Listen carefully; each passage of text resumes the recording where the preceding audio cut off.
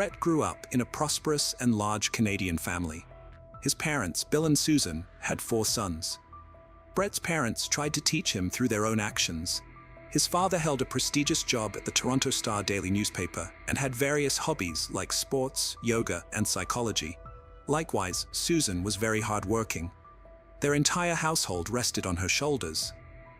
She not only devoted time to her husband and children, but also managed the huge house in Toronto's prestigious area, without any help from gardeners or craftsmen.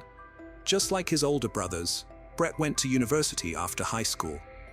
He always aimed to be better than his siblings, so he advertised painting services in a local newspaper for Toronto residents' houses and fences. Initially, things went well. He made his first earnings, and Susan was proud of him, often using him as an example for others. However, making money as a part-time job is one thing. Dropping out of university to spend all your time inhaling paint fumes without proper education is another matter altogether. After some time in university, Brett decided to drop out. For the first couple of years after this decision, Brett still felt confident compared to his older brothers.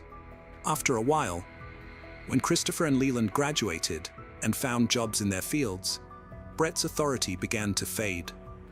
Christopher started working for the City of Toronto Transit Commission, and Leland, the family artist and designer. Following their studies, they moved out of their parents' home. Brett, to avoid spending part of his earnings on rent, stayed with his father, mother, and younger brother, who attended a school for gifted children. With each passing year, Brett grew more desperate due to his mounting debts and his inability to pay them off. He developed depression. By 2007, when Brett was already 26 years old, his debt had ballooned past $60,000. Although Brett was considered an intelligent individual, he did know how to effectively use his mind. He always put on a cheerful face and helped everyone around him. He was a participant in volunteer initiatives. Consequently, no one could fathom the depth of despair within him. Eventually, a fateful moment arrived when nothing could be done. On October 28, 2007, Brett had no work orders for house painting or any other tasks around the house. Orders were always scarce in the fall, since everyone typically painted their houses in spring or summer. With winter approaching and no prospects for earnings, there was no time to wait. Brett donned all the old clothes he had in his closet: a hat, a long sweater from his older brother, and a scarf knitted by his mother. This particular scarf was comically long. Brett hadn't worn it before, but now found it useful. He wrapped it around his face, leaving only a narrow slit for his eyes, and headed for the bank located on the outskirts of his neighborhood. Clutching some thick folder, Brett waited for his turn at the bank. When an employee finally summoned him, he approached her and quietly informed her that he had a gun with him. He instructed her to take all the money out of the bank's cash register and give it to him. The girl, shaken with trembling hands, handed him all the cash from the register.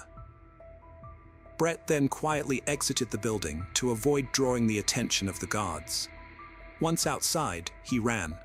Upon counting the stolen money, he realized it amounted to just over $1,000. This sum was far from sufficient to clear his debts.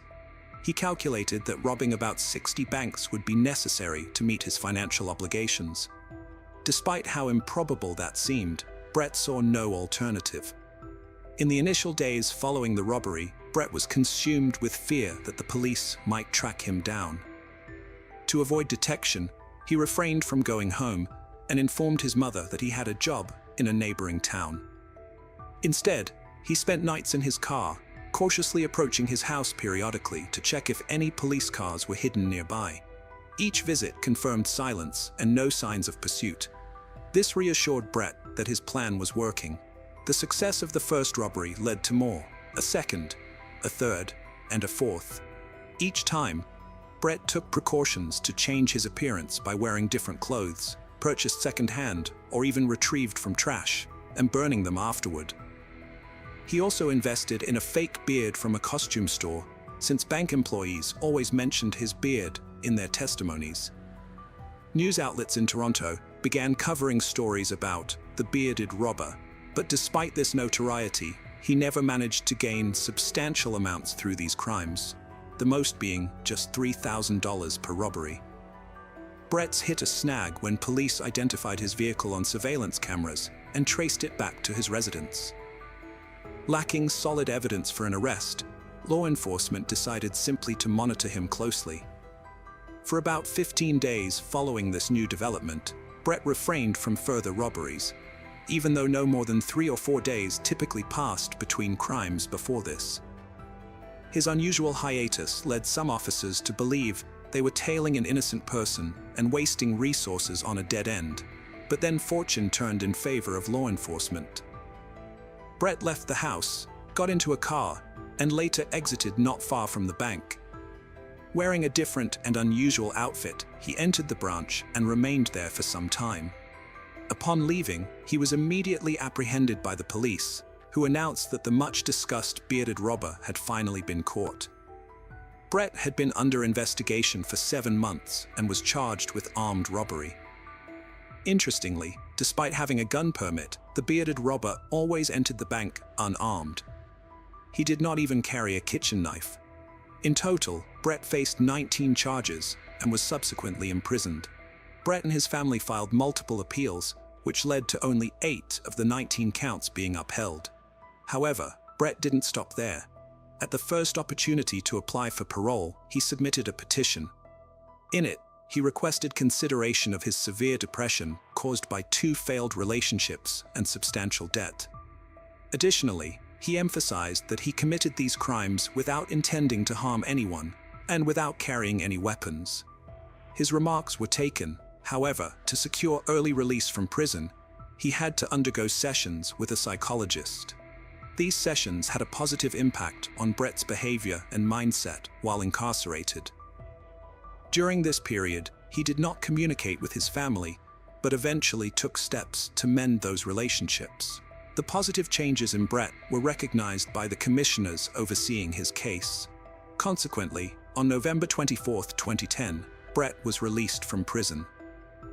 Nonetheless, this hard-won freedom turned out to be more challenging than anticipated. Before becoming known as Brett the Bank Robber, he was simply a painter, burdened with personal struggles. Post-incarceration life proved difficult. Few companies were willing to hire an ex-convict with such a tainted background. Even when hired for house painting services, clients would cancel upon recognizing him as the infamous bearded robber. The social repercussions extended to his family as well. Neighbors who once praised Susan's garden began spreading unpleasant rumors about them. The Ryan family decided to sell their house hastily and move to Scarborough, where Susan started cultivating her new garden afresh. Despite these challenges, Brett managed to find employment at a trading company. However, his salary was modest. His parents also assisted financially in helping him rebuild his life and continue his university education. Brett continued to see a psychologist. Each session, the specialist advised him not to sever ties with his family. The psychologist's advice proved effective. However, Brett's financial situation remained precarious. Then, in September 2011, a significant positive event occurred in his life. He met Kristen Baxter.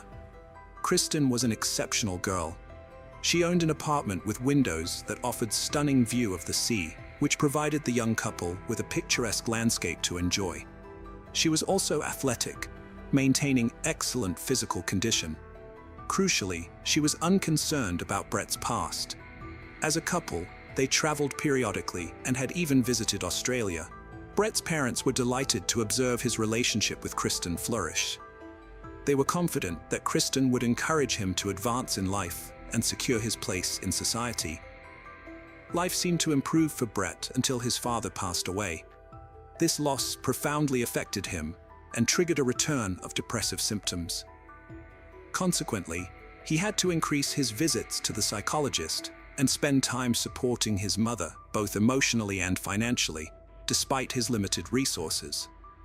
Realizing that their relationship needed to advance beyond casual dating, given their maturity, Brett decided to make a commitment to Kristen. He had saved some money and discussed his intentions with his mother. He expressed his desire to propose to Kristen, the goal being a memorable proposal she couldn't refuse. Understanding her son's intention, Susan provided additional funds for him to purchase an engagement ring. Notably, the couple had previously discussed their future together, and it was clear that Kristen did not require an extravagant gift or similar symbols of commitment. Brett's proposal to Kristen meant the world to her, signaling his serious intentions. Despite this, he decided to go the extra mile and purchased a gold ring adorned with a sizable diamond for his beloved. Naturally, Kristen accepted his proposal. From there, they began planning their wedding. Brett, with all of Kristen's decisions, nodding in approval. However, the rising costs and financial implications unsettled him. He started worrying about his career prospects and financial stability. Determined to secure a stable job, Brett found an engineering position at a prominent tech company online. He meticulously prepared his resume and applied for the job. To his delight, he was invited for an interview and subsequently received a job offer. Elated by the news, Brett shared it with Kristen and his mother. Eager to make a good impression at his new job, he asked his mother for money to purchase an expensive suit. As always, she didn't refuse him. Yet, just when everything seemed perfect, Brett received a disappointing call from the company. Their security team had uncovered details of his criminal past, leading them to rescind their offer. This news hit Brett hard. It was like a bolt from the blue. His spirits dropped immediately. Frustration set in as he considered the futility of ongoing interviews, each ending in rejection due to his past. Faced with repeated setbacks, Brett decided that rather than continuing with futile efforts and investing time in studies that seemed pointless due to his tarnished record, he would use the funds allocated for university studies on their wedding instead. Brett thus found himself back where he had recently escaped from, but kept certain truths hidden from loved ones, including dropping out of university and being rejected from the engineering role. He maintained appearances by dressing in professional attire each morning before heading to paint houses, changing clothes en route. To further sustain this facade among friends and family, Brett frequently updated social media profiles with pictures seemingly originating from an office environment or business events, images sourced off the internet, and would even pretend he's resolving urgent work-related matters during family gatherings by faking phone calls regarding work issues. In September 2016, after a 5-year relationship with Kristen, Brett sought to plan a wedding. He demonstrated a remarkable ability to conceal his true situation, successfully creating the illusion of a stable life. Despite being a common painter, he projected an image of success and prosperity. Brett agreed to rent an expensive restaurant, requiring $100 per guest. The entire Ryan family was thrilled seeing Brett's apparent transformation: a prestigious job, a fancy apartment, and an attractive bride. However, the truth of Brett's deceit was far more complex. With the wedding just a month away, Brett needed funds for the event. He repeatedly borrowed money from his mother until she could no longer assist him financially. Desperate, he even demanded that she seek higher-paying employment. Planning his party for August, he invited all his friends and brothers. As the pressure mounted, Brett confided in his counselor about his deceptions. He had been lying to his family for a year about working as an engineer at a technology company. The psychologist expressed deep disappointment and advised Brett to come clean to his mother. Though reluctant, Brett eventually told his mother the truth. Her devastation was profound. She had spent years boasting about her wonderful son. She insisted that Brett also confess everything to Kristen, or she would do it herself. His brothers were already aware of the lies and supported their mother's stance. Unable to face telling Kristen the truth himself, a shocking task after barely managing to reveal it to his mother, Brett found himself in an untenable position as the wedding approached. He knew that informing Kristen would prevent the ceremony and considered if honesty might have been better. Facing pressure from all sides, Brett still couldn't admit the truth to Kristen and feared his mother might do so before long. Each time Kristen's phone rang, he tensed up until realizing it was not her discovering the secret, but rather another friend discussing wedding plans. Desperate for resolution and unable to handle the mounting stress any longer, he needed a final solution. He was forbidden to use firearms, so the boy decided that the best way to carry out his plan was to use a crossbow. Besides, it's quite a silent murder weapon. One of his late father's hobbies was bow shooting in the at targets. He taught Brett how to. Yes, was good at target shooting, though it was unlikely his late father thought his son would that skill in such manner. Brett bought crossbow and arrows at a sporting goods store and hid it behind the construction debris lying in Susan's garage. At home, he arranged what he thought was an ingenious alibi invention. He tied a spoon to a fan and set the fan on a timer. When the timer went off, the fan turned on, and the spoon moved across the computer keyboard, sending pre-prepared comments to YouTube. From an outsider's perspective, it must have seemed like Brett had spent all day at home watching videos and commenting on them. On the morning of August 25th, Brett dressed in strange clothes that hid his face, left the house through the back door to avoid security cameras, and took a train to his parents' house. His aim was to eliminate anyone who might disrupt his and Kristen's well-being once and for all. Susan was very surprised at her son's unexpected arrival. She had not been feeling well that day. But Brett, despite his mother's condition, began once again to persuade her, and even demand, that she not tell his future wife anything. The mother categorically refused him. Then Brett began to get angry. Susan sensed something wrong seeing her son's mad eyes, and warned him that she had already called Christopher, and he was on his way. Brett went berserk. He ran to the garage to get a crossbow, but found that his anger and adrenaline overflowed him with such force that he couldn't even make a shot. Instead, he bludgeoned his mother with the butt of the gun, and finally ensured she was dead by tightening a rope around her neck. After throwing plastic bags over the body, Brett loaded the crossbow with arrows and hid in the bushes, waiting for his brother to arrive. After a while, Christopher arrived and started calling for their mother or brother, but received no response. Only an arrow shot from behind, which pierced his neck, causing him to die within minutes. The next victim was Alexander, their youngest brother. As it turns out, Susan had managed to call him too before everything happened. He was also shot in the neck, but either the arrow did not penetrate deeply or it missed vital arteries. Thus, Alexander did not die immediately, but began to scream and call for help. During this time, Leland was in the house, sleeping in his room on the second. He had no idea of the carnage occurring in the garage and garden, much less that his own brother was committing the crime. Leland's sleep was disturbed by a scream. Coming downstairs, he saw Brett trying to strangle Alexander. A fight broke out between Leland and Brett. As soon as Leland gained the upper hand and managed to push Brett aside, he ran to the neighbors and called the police. Brett stayed in the house. He had nowhere to run. He realized this was the moment he had completely ruined his life. With nothing else to do, he took out his phone and wrote Kristen a letter asking her to forgive him.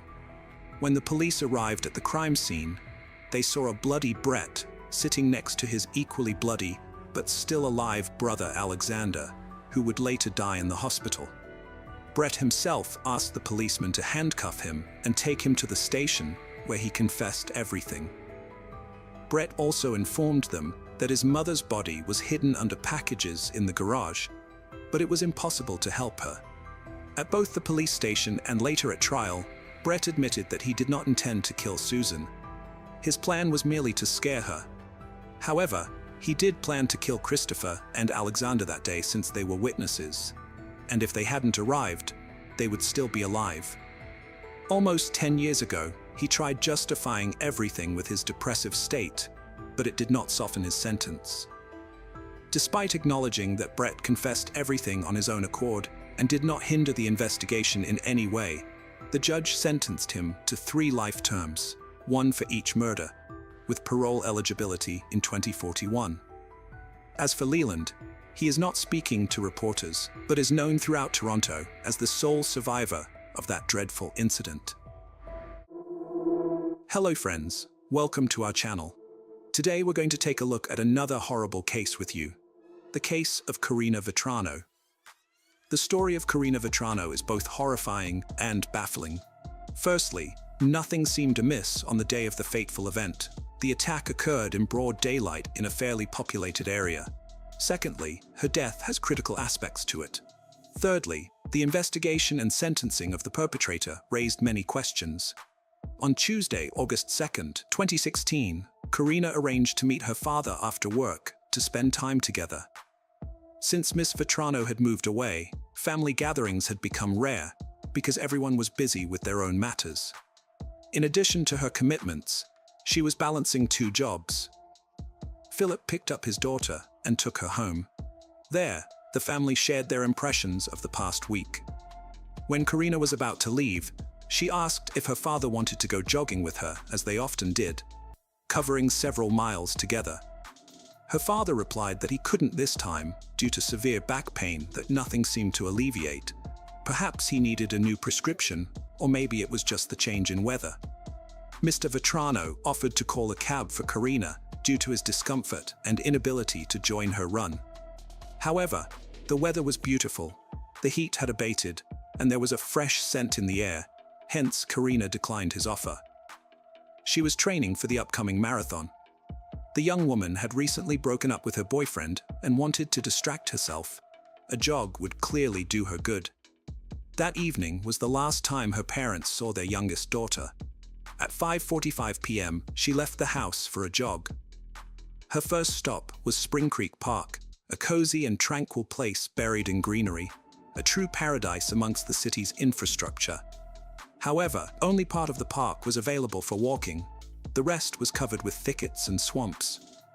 Mr. Vetrano asked his daughter to stick to her usual route and stay away from unfamiliar paths and people. Unfortunately, Karina ignored his advice in search of solitude. She decided to go to a grassy, deserted place. Karina's thoughts were abruptly interrupted. She felt a sharp pain in the back of her head and fell down. This rash decision cost the young woman her life. A frightening uncertainty entered the Vetrano home. It had been 2 hours since they had said goodbye to their youngest daughter.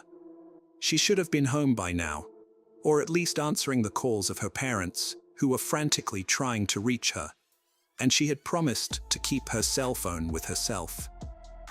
The anxiety was growing. Her father sensed that something was wrong and decided to seek help from his neighbor, the chief of the New York City Police Department. They were on good terms, and the high-ranking official knew that Philip would not make a fuss over nothing. After that, Karina Vetrano was reported missing. Police began searching for the young woman, combing the park area and surrounding streets. As a result, experienced canine units were brought in, since it is known the first 24 hours after the history. The disappearance of a person are crucial. Law enforcement utilized all available resources before nightfall. At the same time, Mr. Vetrano, along with a group of volunteers, searched for his daughter on his own. He scoured the park from end to end, combing paths and wading through tall grass, all while making phone calls. As dusk fell, he noticed a light in the grass. As he approached, he recognized Karina's phone. Maybe she lost it and just didn't let them know? Philip approached, headed toward police officers, deciding to continue picking his way through the thicket, stepping into the grass.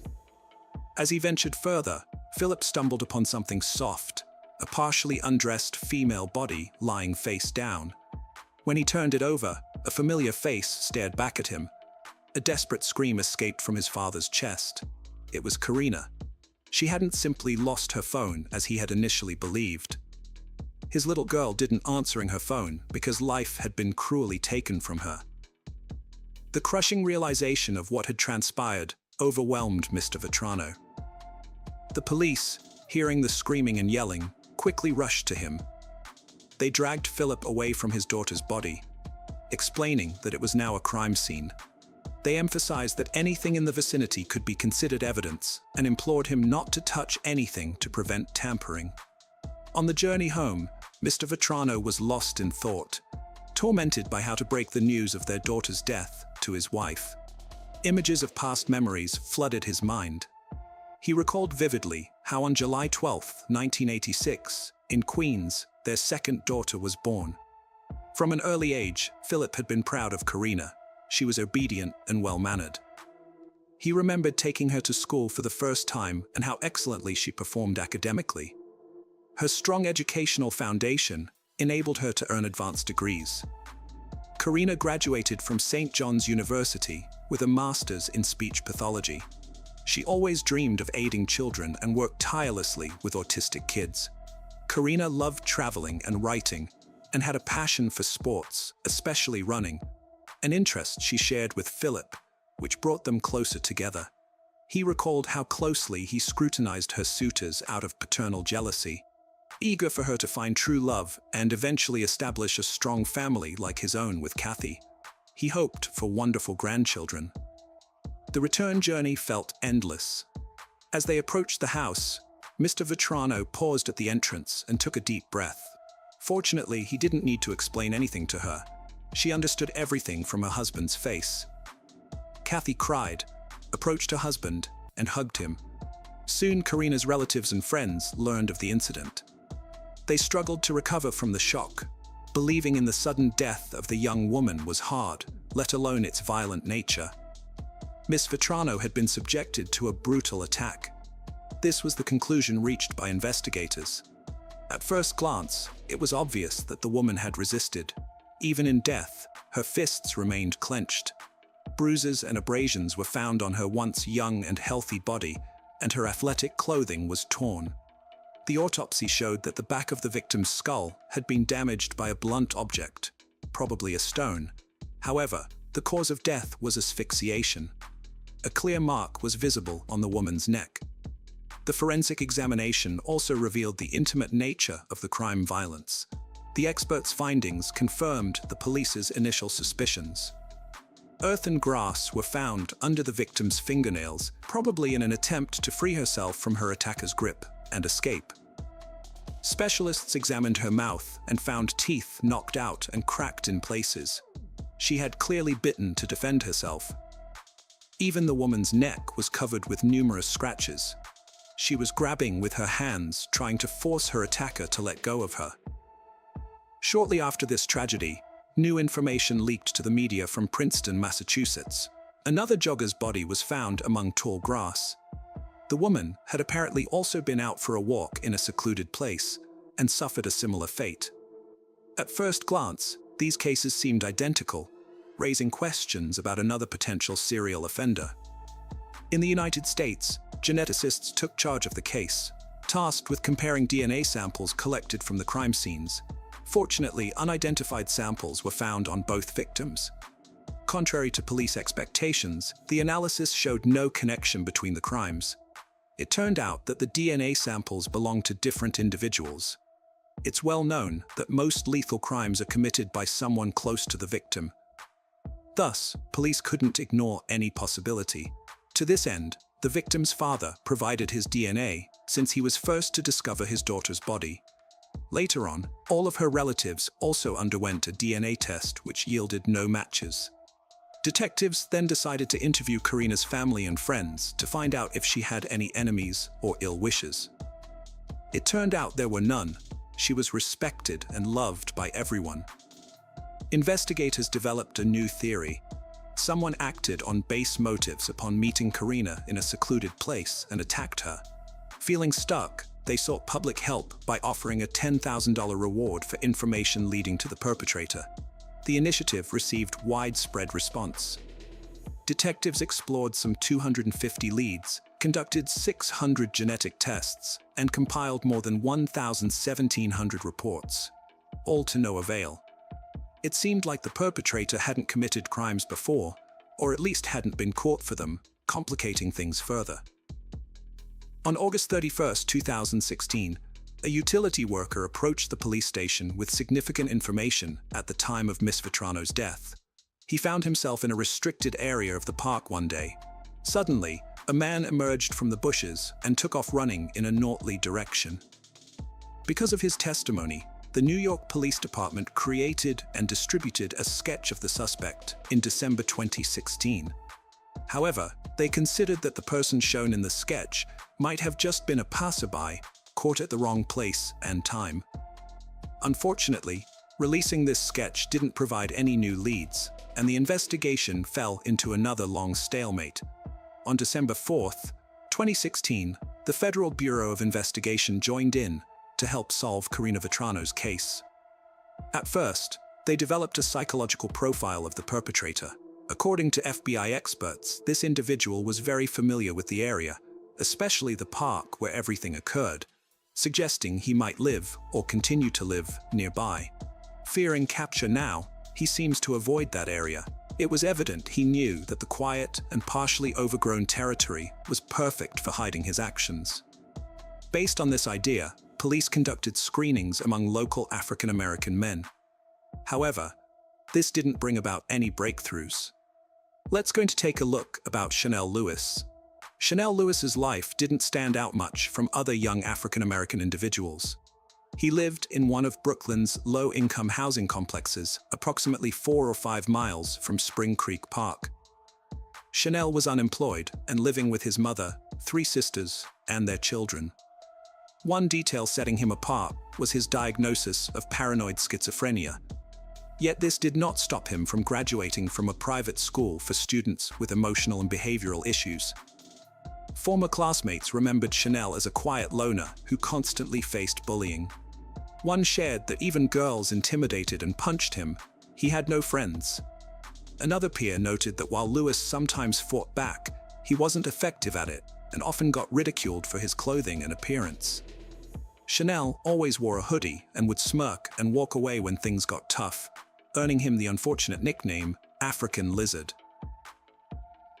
17-year-old Danielle Munes, a fellow student, described Chanel as a bright student with good grades. "He liked to show me funny videos on the bus," she recalled.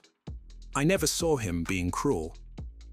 Some sources reported that the young man once claimed he wanted to harm all the girls during his time in middle school, even posing the question, "What happens if I bring a knife to school?"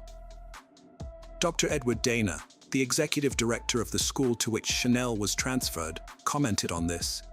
"We received no reports of threats in middle school. During his time at our school, he had no disciplinary sanctions.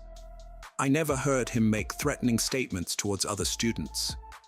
Nonetheless, Chanel was a troubled teenager who often experienced bullying. He dreamed of working in social services, aspiring to help those in distress. When conflicts arose at home, he would wander the streets frequently and visit the park. Lewis had several minor encounters with the police, 2 for violations in Spring Creek and 1 for urinating in public in May 2016. Another incident happened when a local merchant reported Lewis for loitering in his store with a crowbar. Responding officers checked Chanel's ID and released him as he had no prior incidents. However, this information was retained by the police and later played a crucial role in the investigation into Karina Vetrano's death. In February 2017, Detective John Russo, who was involved in the investigation, remembered something significant. He had repeatedly seen a young man in a hoodie wandering around the park. Russo even attempted to follow him once, intrigued by his behavior. The young man walked slowly and stopped for long periods in front of houses near the park, as if scouting them for potential burglaries. However, Russo lost sight of him when he contacted his colleagues by phone. Following a store owner's report of suspicious activity, a teenager matching Chanel's description came to the police's attention 2 months into the investigation. Detective Russo recalled this wanderer, thinking he might have seen or heard something relevant. Investigators then focused on Chanel Lewis after Detective Russo took a closer look at his file. Chanel's peculiarities had raised their interest. The police began inquiries about him, questioning acquaintances and teachers. It emerged that he had allegedly expressed a desire to harm girls. This news stirred significant concern and suspicion. With no other leads, officers decided to focus on Lewis. It was discovered that during Karina's death, Chanel was not at home. After an argument with his family, he had gone to the park. Upon his return, his appearance was disheveled, his clothes torn, and he had visible bruises and abrasions. When his mother inquired about what had happened, Lewis claimed he had been attacked. His account matched the timeline with a witness's description of a man fleeing the park. Additionally, on August 3, 2016, Lewis's father, a former school principal, took him to the hospital for treatment of severe wounds, mostly cuts, and he also had an injured hand. The investigators reviewed the medical records from that day and found the story plausible. However, they noted similarities between events involving Chanel Lewis and Karina Vetrano. On February 4, 2017, Chanel was brought to the police station and voluntarily provided his DNA for analysis. Detectives wondered if a perpetrator would willingly do this. The interrogation began on the morning of February 5th. Lewis admitted that he was indeed in the park around 5 p.m. on August 2nd, 2016, but clarified he was walking on dirt paths, listening to music, not through thickets. He confessed to encountering a young woman jogging with her phone in her hand. When asked by detectives if something happened when he encountered her, Chanel nodded and quietly said yes. "I was walking in the park, trying to distract myself from a family argument, when I met a woman alone," he began again. "I decided to follow her. When she passed by me, I grabbed her shoulders and threw her to the ground, then hit her face about 5 times so she couldn't scream." He recalled how his punches knocked out several of her teeth, injuring his own hand in the process, echoing details eerily consistent with earlier evidence they had gathered. He also mentioned that the struggle lasted about 5 minutes. Miss Vetrano fiercely resisted by biting. To avoid drawing attention, Lewis dragged her off the path into Tall, where he tried to undress and assault her. She was horrified, but kept resisting. Chanel then strangled her until he realized she was no longer alive. When asked if he knew the victim beforehand, he replied, "I did not know her before this. It all happened by chance." The motive for the act was unexpected and bizarre. Loud music played by a neighborhood gang member for hours had triggered Chanel's hatred and uncontrollable aggression.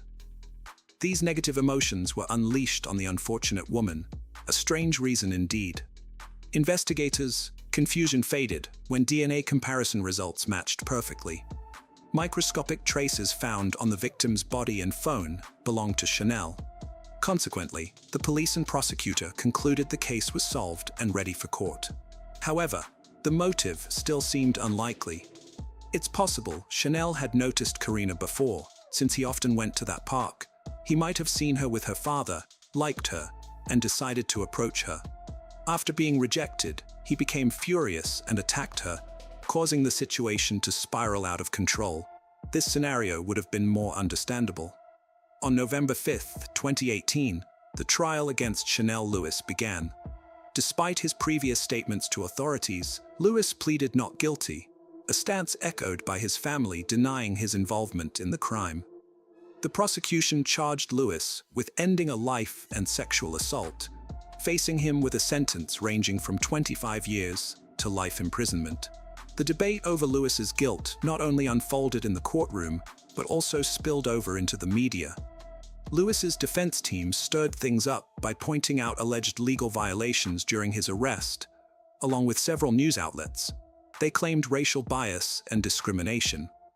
However, the judge dismissed these allegations as baseless, emphasizing that the investigation complied with legal standards. The prosecution presented tangible evidence and DNA analysis findings, while the defense argued that this evidence was insufficient and contaminated due to many people at the crime scene, including Karina's father, who discovered her body. Forensic biologist Linda Rosano stated that odds of the DNA belonging to someone other than Lewis were 1 in 6 trillion. The prosecutor also introduced Lewis's phone records, revealing his internet searches on second chances and forgiveness in Catholicism, which raised questions about what sin Chanel hoped to atone for. The release of Lewis's confession video sparked further controversy. His lawyers argued he was under immense pressure, leading to a coerced confession. They suspected police might have fabricated evidence. The recording commenced only after Lewis was pressured, raising concerns that the search of his home violated protocols. The defense suggested that the investigation into Karina Vetrano's death was initially mishandled.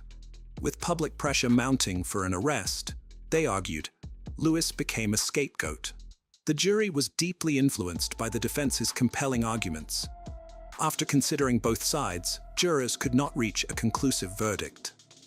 On November 21, 2018, the judge declared a mistrial. A retrial was initially scheduled for January 22, 2019, but later postponed to March 2019. Following 5 hours of deliberation during the retrial, Chanel Lewis was ultimately found guilty of Karina Vetrano's death and sentenced to life without parole on July 23, 2019. The defense employed delay tactics by citing an anonymous source to allege misconduct by a juror, suggesting jury pressure and conspiracy. A case that seemed straightforward at first sparked widespread prejudices and fears in society. Karina Vetrano's tragic death affected many, serving as a stark reminder for women to remain vigilant about their safety. Hello friends, welcome to our channel. Today we're going to take a look at another horrible case with you. In our story today, we'll talk about a rare snake that suddenly attacked its owner, ending his life. Ben Renk was just 29 years old when he was found deceased in his renowned snake breeding facility. Benjamin Blue Birch Renk was born in August 1987 in Missouri. He grew up in the countryside alongside his family. Ben had an older brother, Sam, with whom he shared a very close bond. In 1989, the Renk family moved to a picturesque farmhouse. The boys spent a lot of their time outdoors, and it was then that Ben began to take an interest in snakes. A tragic incident in September 1992 triggered a series of unfortunate events.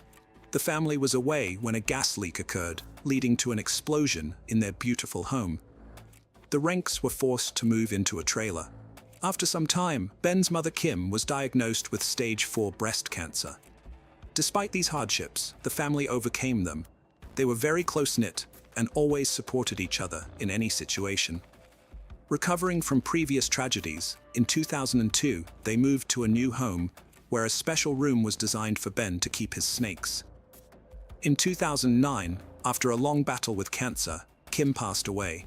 Before her death, she made her sons promise to look after the farm and pass it on to their children. As time went by, Ben's love for snakes knew no bounds, and the young man founded Rennick Reptiles, which soon gained recognition. This allowed him to sell snakes worldwide, from the United Kingdom to Japan. Breeding snakes became the meaning of his life. He was described as a great breeder who was devoted to his work, caring more about the snakes than the money. The reptile farm bred a multitude of reptilian subspecies, growing and reproducing both the most common species and some of the rarest subspecies on Earth. Ben's reptiles were of immense value. Just a portion of his python collection was valued at over $1 million. Ben was a solitary man who had long aspired to start a. In 2010, at a party, he met a woman named Linley. Their relationship moved forward quickly. Within weeks, Ben introduced his girlfriend to his brother Sam and Sam's fiancé, Eli. Eli and Linley had sons from previous relationships, so they found common ground quickly and became friends. Linley soon became part of the Renk family. The couple began living together. Linley helped Ben at the snake breeding farm. They were in love and lived as a full family. In March 2012, Linley gave birth to their daughter Amelia. Ben was thrilled to become a father. However, the happy family life faced challenges again. Frank Renk, Ben's father, encountered significant business troubles. Previously, he had engaged in fraudulent stock transactions to cover medical bills and Kim's treatment expenses. Just a day before the FBI planned to visit the farm, Frank took his own life. Frank's passing halted the investigation. The sons were deeply affected by another parental loss, but managed to pull through by supporting each other. Ben inherited the house and farm, while Sam received an amount of money far exceeding the house's value. Each brother had their own family and children, but this didn't stop them from living as one big family in their parents' home. They lived together harmoniously, with Sam spending his inheritance on repairing the farm without hesitation. Initially, things were fine, but soon financial disputes caused friction between the brothers after their father's death. Ben focused on his business and family and decided to formalize his relationship with Linley on April 14, 2014. They married officially, adding Linley as a full-fledged member of the Renck household. Ben and Linley also opened a second business, a spa named Essentia Spa Inc., but it faced financial difficulties under Linley's management. Financial issues often led to arguments between them, despite Linley's hard work being insufficient to cover all salon expenses consistently. At the same time, Sam and his wife faced significant financial challenges. Ben allowed them to sell some of the furniture of the house. Linley disapproved, leading to a rift between the families. The relationship was irreparably damaged. Ben decided to improve the family's financial situation by arranging to sell some rare reptiles for a significant sum.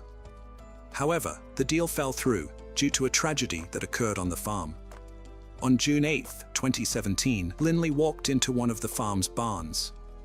There, on the floor in a pool of blood, lay Ben. Linley called her brother Sam for help and dialed the emergency number. She reported that she had found her husband unconscious on the ground. During the conversation, Linley dropped the phone and ran outside. Sam continued the conversation and confirmed that his brother was dead. Sam suggested that a snake might be to blame for what had happened. Montgomery County Sheriff's deputies were called to the snake breeding facility for the first time in a long while. Law enforcement officers were afraid to enter the farm, facing over 3,000 snakes and having to conduct an examination of a man lying in blood, wary of a possible attack from a deadly viper believed to be the assailant. However, when coroner Dave Colbert arrived and took a closer look, he discovered a shell casings on a shelf at eye level. This was something far more sinister than a venomous snake bite. Shell casings were found near the body, but no weapon was discovered. The assailant had shot Ben multiple times in the back and head. None of the relatives heard shots or saw the attacker. Sam and Linley were taken to the sheriff's office for questioning. Linley suggested that Sam might be involved in her husband's death, even citing a motive. Apparently Ben wanted to sell the house, but Sam was opposed. Sam was asked to undergo a lie detector test, which he passed. The police had no reason to detain Linley and Sam, so they were released. The investigation into who might have wanted Ben Renck dead began with various theories proposed, the first being robbery. But it remained unconfirmed as none of the rare snakes were missing and all valuable items remained untouched. Just days after Ben's demise, police interrogated Linley again and tested her hands and clothing for gunpowder residue. However, results came back negative. Following her husband's funeral, Linley ceased communication with Sam and Eli altogether. She sold her husband's business, inherited the house, and sought to claim a life insurance payout for Ben worth $1 million. After receiving the insurance money, Linley planned to sell the Rennick family home for $740,000. Sam's family was notified about the eviction. Discovering the rapid insurance claim and business sale following her husband's passing, Sam Rennick suspected his brother's wife in the tragic event. Sharing his suspicions with investigators, Linley was called in for another interrogation. There, she admitted to having complex relations with Ben and occasionally meeting with a man named Eric. Eric had an alibi, so he was excluded from the list of suspects. Linley's admissions were startling. It turned out about 3 years after their marriage was officially registered, she was unfaithful to Ben, with at least 2 different men. Messages between the couple showed that Ben suspected his wife of infidelity, which had indeed strained their relationship lately. On October 5, 2017, the Missouri State Highway Patrol conducted a polygraph test on Linley and informed her that she had failed it. However, without solid evidence linking her to the crime, she was released. Nevertheless, the investigation into Ben Rennick's case slowed but did not cease. Later investigators learned that a month before Ben Rennick's passing, Linley had made her first attempt on his life. She concocted a story of Ben being a cruel tyrant who oppressed her daily and even physically assaulted her. She shared this story with a spa salon co-worker to garner support and assistance. They plotted to end Ben's life by giving him a poisonous protein shake laced with 15 Percocet pills. Unaware, Ben drank it. He fell severely ill during that period but survived. oblivious to having been poisoned. Linley Rennick was interrogated by investigators 6 times in total, and further assistance in the investigation came unexpectedly. On January 14, 2020, information from a state prison emerged. A witness claimed to know about Ben Rennick's death. The witness was Brandon Blackwell. He told Missouri State Highway Patrol investigators that Linley had shot Ben and conspired with her ex-boyfriend. Brandon mentioned that he had dated Linley while she was married to Ben. 1.5 years after Ben's death, they had a child together, but by 2019, they had separated. Brandon claimed that Linley confessed to the act and conspired with her spa salon co-worker, Ashley Shaw, and another ex-boyfriend, Michael Humphrey. Years after Ben's demise, Linley Rennick and her former boyfriend, Michael Humphrey, were arrested for his death. However, following their arrest, Linley and Humphrey pointed fingers at each other. So who really pulled the trigger? According to Michael's testimony on the day of the event, he went to the farm with Linley, who asked him to pose as a buyer. He put on gloves and was supposed to shoot Ben, but couldn't do it. Eventually, Linley took the gun and shot her husband herself. The investigation into Ben Rennick's death continued for 3 long years. On January 16, 2020, arrest warrants were issued for Linley Rennick, Michael Humphrey, and Ashley Shaw. Ashley was offered immunity in exchange for her cooperation and testified against her boss.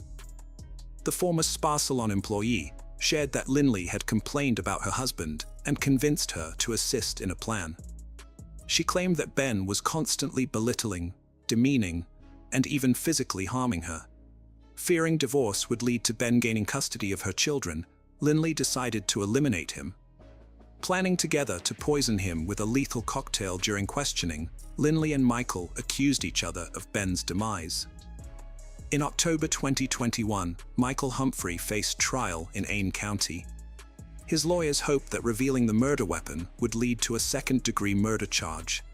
Despite possessing the gun, no conclusive DNA evidence was found on it. To lessen his sentence, Michael Humphrey made a deal with the prosecution by disclosing the location of the murder weapon. His cooperation led to a life sentence on a less severe charge of second-degree murder without defense at the trial. On January 3, 2021, Michael Humphrey was sentenced to life imprisonment with the possibility of parole.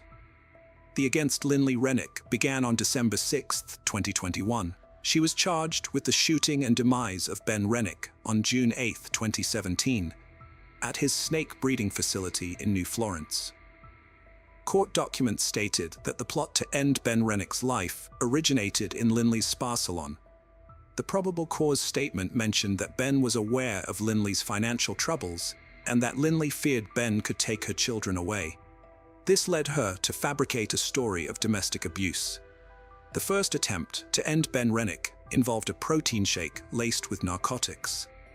Search warrants for Ben and Linley Rennick's Facebook accounts confirmed the protein shake story and Ben's awareness of Linley's financial issues.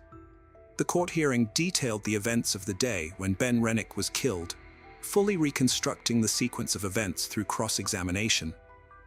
On the day of the incident, Michael Humphrey picked up Linley from the spa salon, while Shaw sent text messages from Linley's phone inside the spa to conceal their true location and mislead the investigation. According to court documents, Humphrey intended to end Ben's life, but asked Linley to do it. After firing shots, Humphrey collected most of the casings, but missed some in his haste.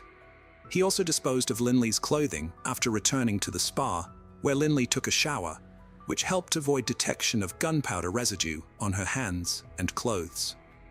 Defense attorney Catherine Barreur asked Linley Rennick to share her personal and family history, education, relationship with ex-boyfriend Michael Humphrey, work history, and the lead-up to her marriage with Ben Rennick. This was aimed at portraying her as a victim of domestic violence. However, no evidence of such violence was found, undermining this defense narrative. Michael Humphrey was part of a group that allegedly planned to end Ben Rennick's life.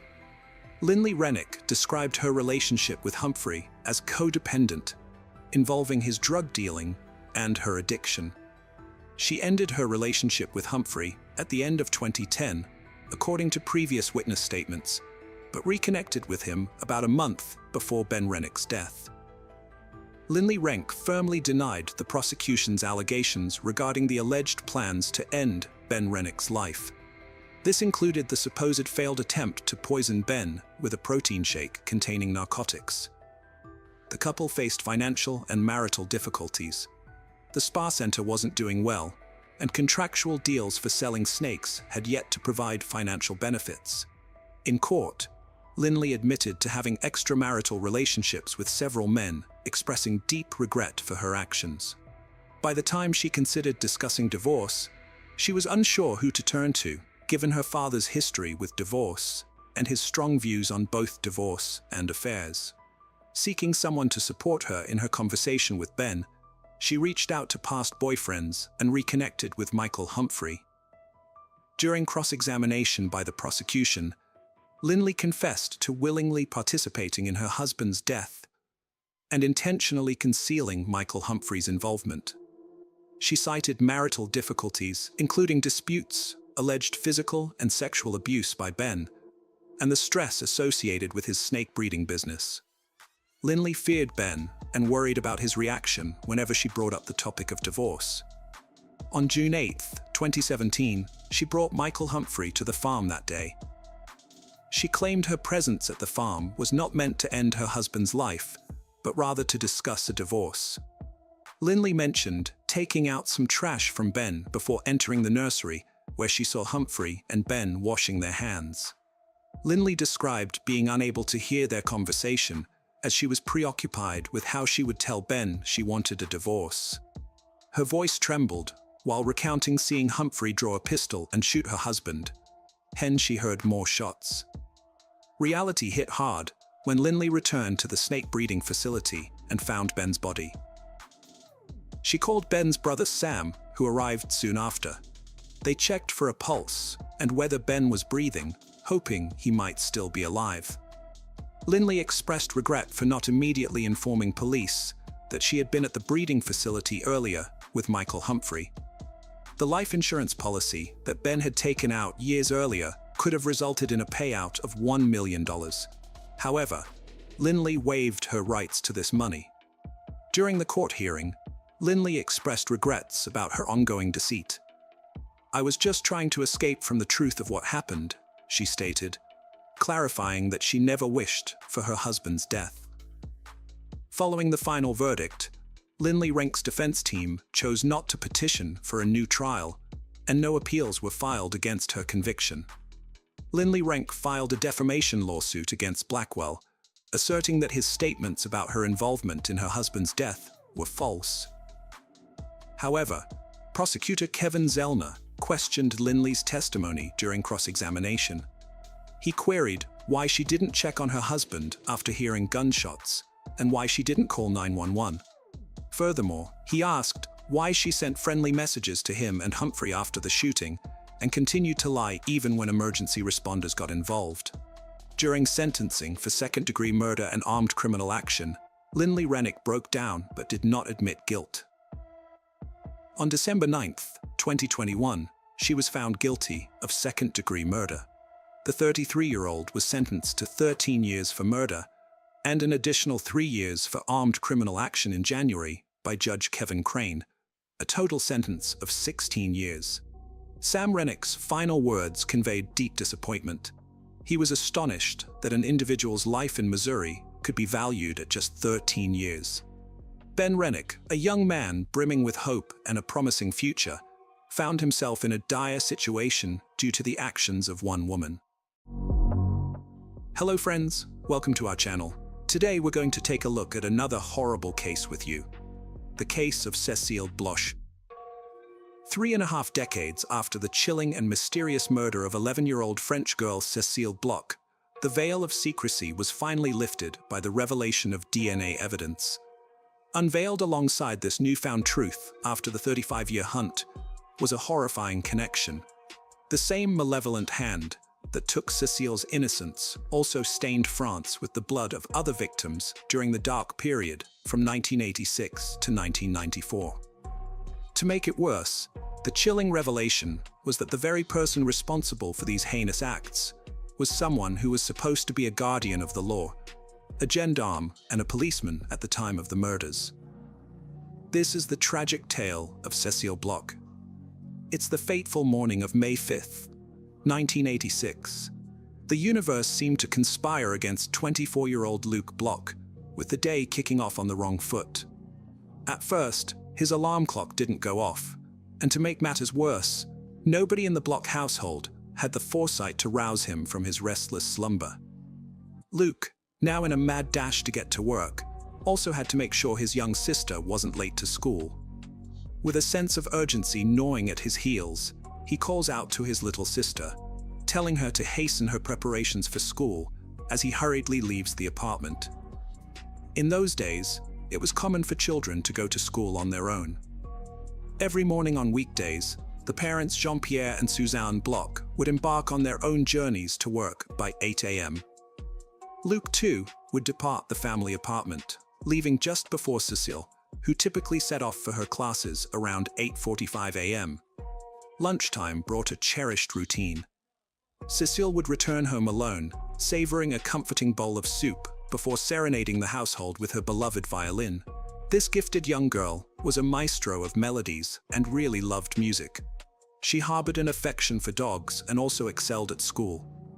At noon, her loving mother Suzanne would routinely dial the family apartment to make sure her daughter got home safely and had taken her lunch. But on that fateful day, an eerie silence met her call. The girl didn't pick up the phone, and this would lead to a horrific revelation that would create many questions of what had truly transpired on this fateful day. Let me take you back to the moment Luc Bloch embarked on his daily journey to work. As he stepped out of the apartment, the darkness of the landing greeted him yet again. There was no light for the third consecutive day. Frustration coursed through him as his fingers fumbled in the inky darkness to find the elevator button.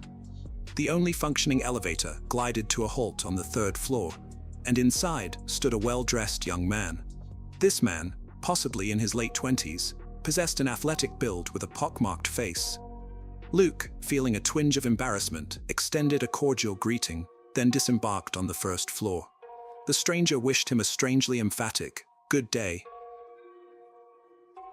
Something about this encounter struck Luc as peculiar. The man's politeness appeared excessive for a stranger. It was almost unnerving. In hindsight, Luc would recall the haunting final words uttered by this strange man.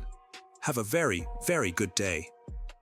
Little did he realize that in a matter of minutes, this very man would perpetrate the unspeakable to his young sister that would forever leave a scar in his heart. The clock struck 8:20 a.m., and within the building, the concierge perused a fresh newspaper while neighbors bustled about their morning routines. None among the building's residents could fathom that in just half an hour, young Cecile would meet her tragic fate. A fate that awaited her lifeless form in the shadowy depths of the building's basement, a staggering 3 floors beneath the building that was once her peaceful home. Suzanne, her heart sinking with each unanswered call, began to entertain a glimmer of hope that Cecile might be at her friend's house.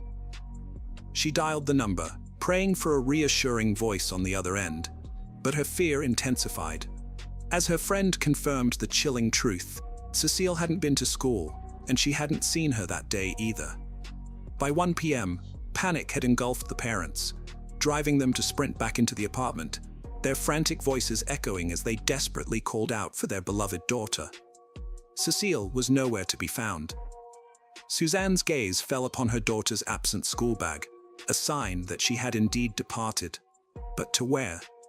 Meanwhile, Jean-Pierre initiated a series of agonizing calls to local hospitals. Their anxious pleas met with the same heartbreaking reply. No girl matching Cecile's description had been admitted.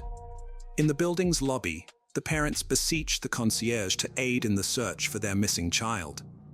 With urgency fueling their every step, they raced to the police station, scouring the nearby streets and playgrounds as they went. Cecile was known for her unwavering attendance at school, and there were no significant issues at home to explain her absence. The question loomed large. Why had she left, and where had she gone? The concierge, now joined by two concerned neighbors, embarked on a painstaking search of the building floor by floor, inching their way downwards, but the haunting truth remained. Cecile had vanished without a trace.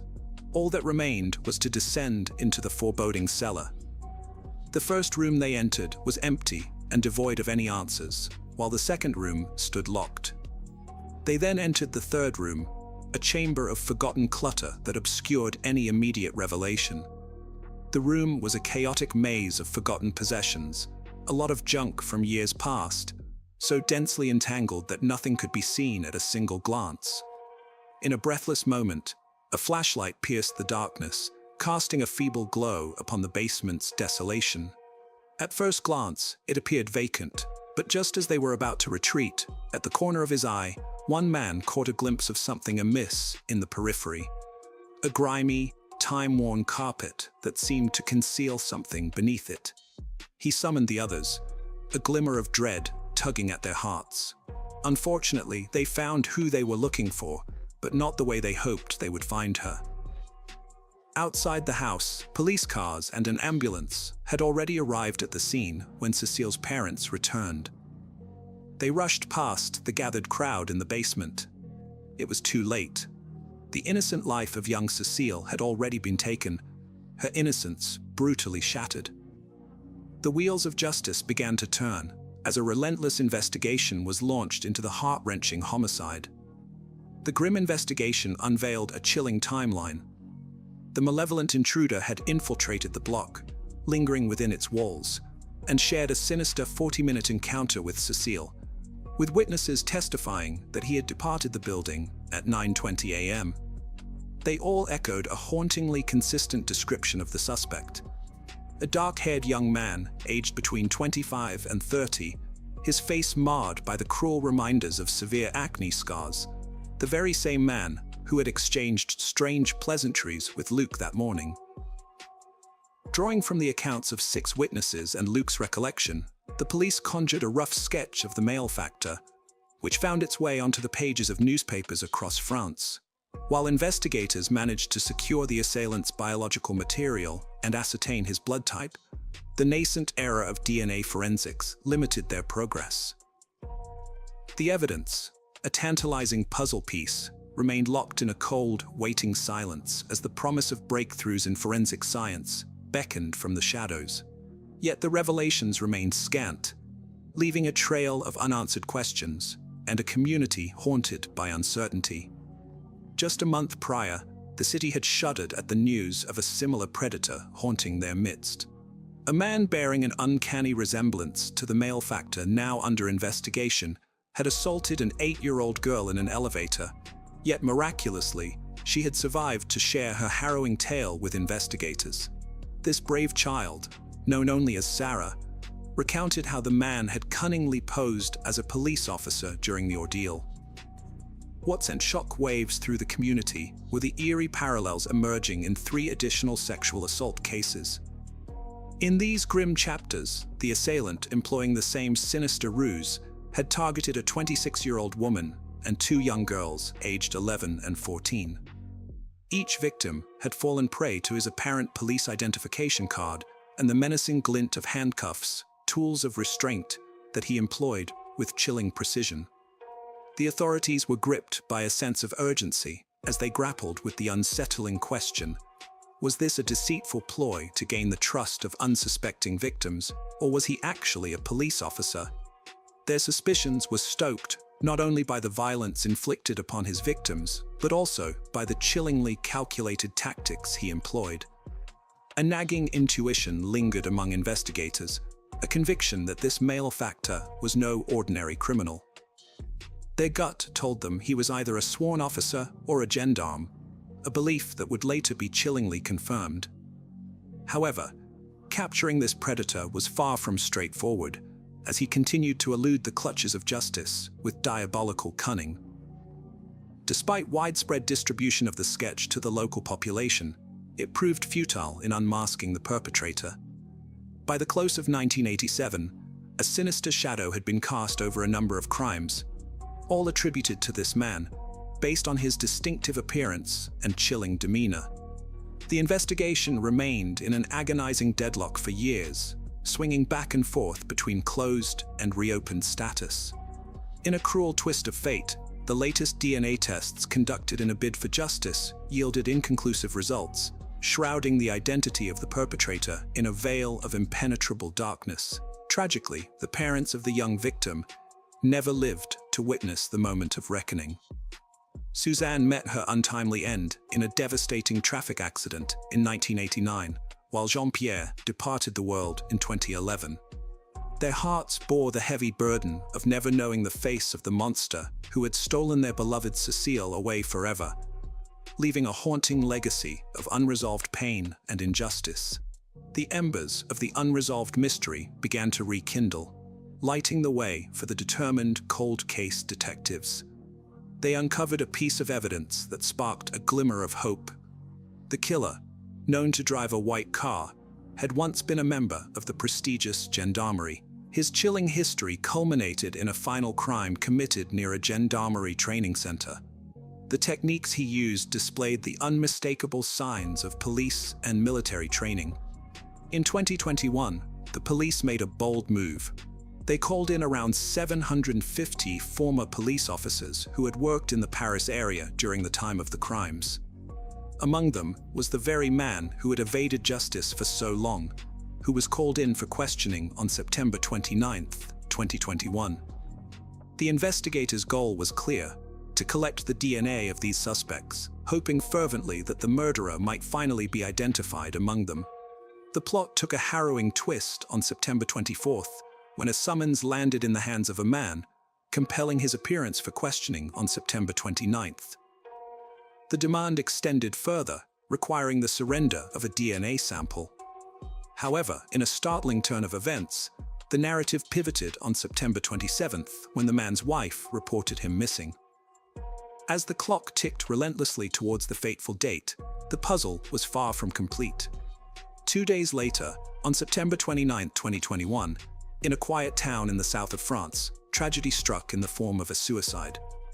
François Verove, a 59-year-old man, chose to end his own life, leaving behind a farewell note that laid bare a haunting confession. Among its chilling lines, it read, "I admit being a great criminal who committed unforgivable acts until the end of the 1990s." In a heart-wrenching conclusion, DNA tests revealed the somber truth. The man authorities had hunted relentlessly for years. The pockmarked man, the elusive predator, was unmasked as François Verove. However, much about his background remained shrouded in mystery. Born on January 22, 1962 in France, he had grown up under the stern gaze of a strict father, a stepmother, and 2 stepsisters.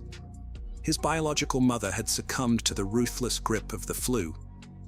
In his youth, he had harbored an unsettling fascination with horror movies, perhaps offering a glimpse into the darkness that would later consume him. In 1983, François embarked on a new chapter as he moved to Paris and joined the National Gendarmerie. By June 1985, he had married and took it upon himself to construct a family home from the ground up, a testament to his ambitions.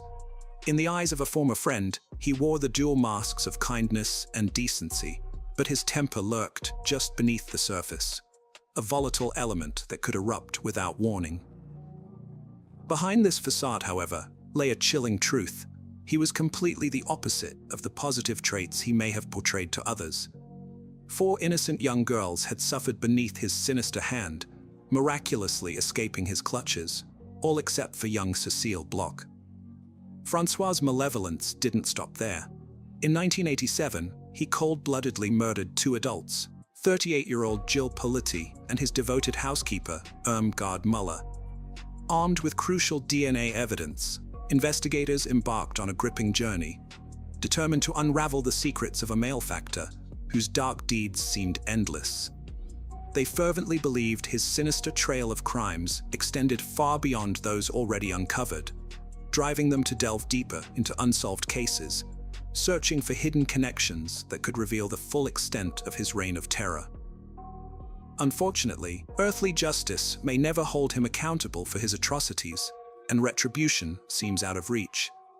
The specter of his deeds looms large, leaving the question of inevitable justice to the realm beyond. As this harrowing tale unfolds, we are left with unanswered questions, wounds that may never fully heal, and the haunting presence of a man who committed unspeakable acts. François Vérot may have evaded earthly justice, but his actions are forever etched in the indelible ink of infamy. Amidst the darkness, a glimmer of hope stands, as a testament to the relentless tenacity of those who pursued answers. With advancements in DNA technology, the truth emerged from the depths of despair. In the afterlife, in the realm beyond, justice may yet find its elusive mark, allowing the innocent souls scarred by his malevolence to finally rest in peace. In the shadow of these chilling revelations, let us remember all those who suffered at the hands of this predator. Their memory lives on as a reminder that even in the darkest corners of our world, the relentless pursuit of justice can be a beacon of hope. As we close this chapter of human frailty and malevolence, let us remember Cecile, not for the darkness that took her, but for the vibrant spirit she once embodied. For every life taken too soon, there remains a legacy that defies the shadows, a testament to the unwavering hope that someday justice will prevail. May the souls of Cecile and all the other victims rest in eternal peace. Hello friends, welcome to our channel. Today we're going to take a look at another horrible case with you. The case of Lamu. Unhealthy relationships with a cruel person and a narcissist never lead to anything good. It's crucial to realize this in time and break off such connections before a tragedy occurs. Emotional abuse is typically just the beginning and a prelude to physical violence, which the abuser will use to control and dominate their partner, suppress them, and create an atmosphere of constant oppression and fear. Our story today revolves around a popular Chinese blogger, Lamu, whose tragic end a few years ago shocked all of China. Lamu, a simple girl from a poor family, captivated a large audience with her kindness, sincerity, and boundless love for nature, and met a horrific end at the hands of her once-loved partner. The most chilling part of this incident is that the assault on her was broadcast live, and thousands of followers could only watch helplessly. Lamu was born in 1990 in Yaowa Tibetan and Chiang Autonomous Prefecture, Sichuan Province, China. She was the youngest of 3 children in a very poor family that barely made ends meet. She grew up with her older biological sister and stepbrother in a home shared with their parents and grandmother. Their family collected rare medicinal plants, which they sold in local pharmacies for a meager income. After completing only 3 grades, Lamu had to leave school to work with her family members and help support them. Along with the adults, she climbed high into the mountains, where, at certain times and in special places, they could find the rarest herbs and flowers with healing properties. Lamu was well versed in these plants and had a sincere love for nature, admiring its beauty and generosity and drawing strength and inspiration from the mountains. As social media popularity grew, she created her own account on a Chinese equivalent of TikTok. There, Lamu posted short videos showcasing her daily life, household activities, and the beauty of her native province. She called herself a mountain girl and had a deep affection for her work. Unlike many bloggers, she was not chasing fame. Fame found her. Her audience adored Lamu for her smile, purity, and almost childlike spontaneity. She never prepared content in advance, speaking her mind and feelings, and sometimes singing folk songs while showcasing the mountain landscapes. Lamu never used makeup or filters. Her hands and feet bore calluses, scratches, and scars, visibly evidencing the hard and long labor behind them. Gradually, Lamu's subscriber count grew, and not only locals, but also tourists visiting the area began to recognize her. They referred to the blogger as that sweet mountain girl, offered warm words, expressed gratitude for her work, and asked for photos. Lamu was not proud of her fame, but she was delighted that her activities resonated with the audience and brought joy to others. In her youth, Lamu constantly went to the mountains with her parents and older sister. But as her sister grew up, got married, and moved to another province, and her parents, due to age, could no longer climb high or for long, Lamu took on all the work herself. She detailed to her followers the flora of the local area, explaining which specific flowers and herbs had what properties, how to collect them, and how to use them as food without accidentally harming the body. During certain seasons, Lamu could spend several weeks alone in the mountains gathering medicinal plants. She showed how she set up camps for the night, cooked her meals over a campfire, shared local legends and beliefs, and returned with a large and heavy backpack that seemed to weigh more than she did. But this strong, brave, and hard-working beauty never elicited pity because she glowed with happiness when engaging in her beloved activities in the mountains. Despite returning tired, worn out, and with bloody calluses, and despite never complaining about her tough fate and hard daily labor, Lamu long avoided one topic. She did not discuss her personal life because she suffered for many years at the hands of her abusive husband, Tong Li, enduring beatings and humiliations. But she tried not to show that she was deeply unhappy. Tong Li was also a native of Sichuan province, born in 1990 into a simple and quite modest family. His parents adored their youngest son, indulging him from an early age, always striving to spoil and please him. At the age of 12, he quit school and started working as a courier, delivering groceries to local stores. He earned little but kept all the money to himself, not helping his family at all. Even then, the teenager began to show signs of greed, avarice, and narcissism. He believed the world revolved around him, that others owed him, but he owed nothing to anyone, desperate to become wealthy. He was willing to do anything, even break the law, and that's precisely what happened. At 15, Tong left home, fell in with the wrong crowd, and began dealing in banned substances and petty theft. He also dabbled in gambling and took pride in getting away with it. He aimed to earn respect in the criminal underworld, become rich, and escape the poverty he grew up in. Sometime later, Li's parents opened their own small spice and tea shop, investing all their efforts and resources into it. The business quickly took off, generating a decent income, and the family soon became well off by local standards. At that point, Tong decided to return home and offered to help expand and promote the family business. In reality, he just wanted to live off his relatives who worked hard daily. Tong considered himself successful and wealthy, spending money on personal luxuries, boasting to friends about his expensive items, and behaving selfishly, even claiming the store's success as his own. Meanwhile, he kept in touch with local criminals, maintaining a separate, under-the-table business with them. First love. Tong and Lamu met when they were just 17. The young man was so enchanted by her beauty, kindness, and sincerity that he was head over heels in love. He courted her earnestly, giving gifts, and it seemed he was ready to change for her, become more mature and serious, and cut ties with the criminal world. The young and naive Lamu quickly fell for his charms, believing she had met her Prince Charming with whom she would be happy. No one had ever courted her so diligently before, and no one had tried so hard to win her over. Soon, the young couple developed a romantic relationship that lasted almost 2 years before they decided to make it official. As soon as Tong turned 19, he proposed to his beloved, who eagerly accepted. However, their parents were not thrilled about their decision to marry. They tried to dissuade the young couple, believing they were too young to start a family. But the young lovers wouldn't listen to anyone. In 2009, they got married, and the newlywed wife moved into her mother-in-law's house, Lamu's personal hell. Initially, married life seemed quite blissful. Tong tried to be a good husband, left behind his bad influences and gambling, focusing on his young wife and the family business. Lamu took on almost all the household duties and also helped her beloved's parents in their shop. However, it wasn't long before her husband started disappearing with his old friends again. He returned to his unlawful activities, frequently consumed alcohol, and his behavior towards his wife drastically changed. Tong was no longer the gentle, kind, and caring man Lamu had fallen in love with a few years earlier. He became crude, self-centered, and aggressive.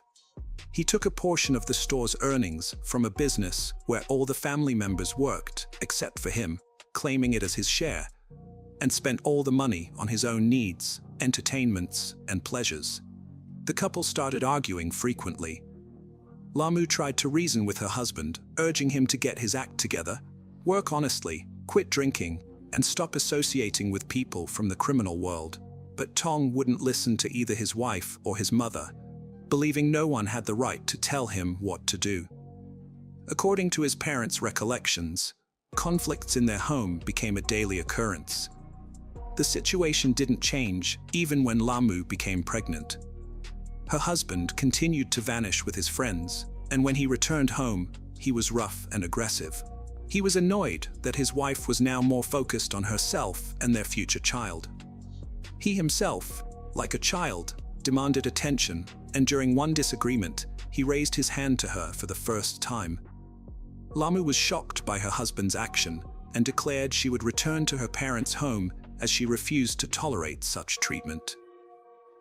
At that moment, her mother-in-law, who had unintentionally witnessed the incident, intervened. She approached her son and slapped him twice, telling him he had no right to treat the mother of his future child that way. Afterwards, the woman convinced her daughter-in-law to stay, promising that it would not happen again. Lamu believed her and decided to give her husband another chance, a decision she would bitterly regret as it was just the beginning of a real nightmare. From then on, Tong regularly became physically abusive, only to apologize afterward, crying and begging her not to leave him. Each time, Lamu wanted to believe he had come to his senses and would genuinely change, but the cycle repeated over and over. When she finally decided to leave her husband, he threatened to take their son away and do something terrible to her and her parents. Frightened, the young mother stayed, fearing he would carry out his threats. From then on, their child became his main tool for manipulation and blackmail. Lamu told none of her relatives about the nightmare unfolding in her husband's home. Even her older sister, with whom she had been very close since childhood, suspected nothing. In 2012, after a long and severe illness, Lamu's mother passed away, which was a huge shock for her. Her elderly father and grandmother were left virtually helpless, and she found herself literally living between two homes, managing to maintain order, cook, and help with the household chores everywhere. Meanwhile, Lamu continued to regularly climb the mountains for herbs to financially support both families. Only in the mountains, amidst the hard work, paradoxically, could she rest, be alone with her thoughts, and breathe freely without fear of her disgruntled husband coming home, causing a scene, and hitting her again. In 2017, the woman gave birth to a second son. Relations with her husband remained strained, and her mother-in-law had long stopped trying to intervene on her daughter-in-law's behalf, though she took on all the care of the grandchildren when Lamu went to work in the mountains. Around the same time, Lamu created her account on Douyin, Chinese TikTok, where she started posting short videos showcasing the local beauty, discussing various flowers and herbs, their medicinal properties, and how to use them. Engaging with her audience became the outlet Lamu desperately needed to keep from going insane. Sometimes she quietly sang songs for her followers, and sometimes danced against the backdrop of mountain ridges. She always appeared happy, smiling genuinely, and never once complained to her audience about her difficult fate, or mentioned the domestic violence she regularly endured. In 2019, Lamu's beloved grandmother passed away, and the blogger posted a video for the first time where she was crying, expressing her deep pain over losing a family member. Her numerous followers sincerely supported her, unlike her husband, who instead of showing sympathy became furious and struck her face because she was sobbing. In January 2020, after enduring another severe incident of violence, Lamu finally decided to leave her tyrannical husband. She took her sons, moved back to her parents' home, and filed for divorce.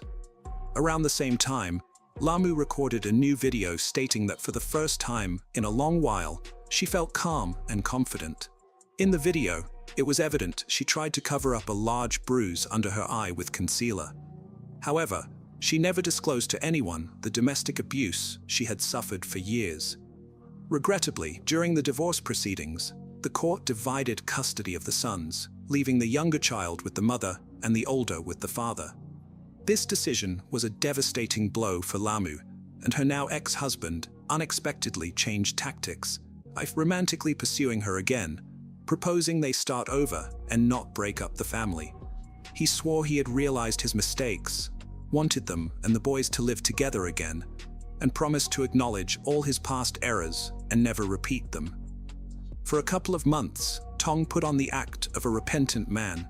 He gave flowers, created real celebrations for the family, tried to help his ex-wife around the house, and even joined her on mountain trips, which he had never done before.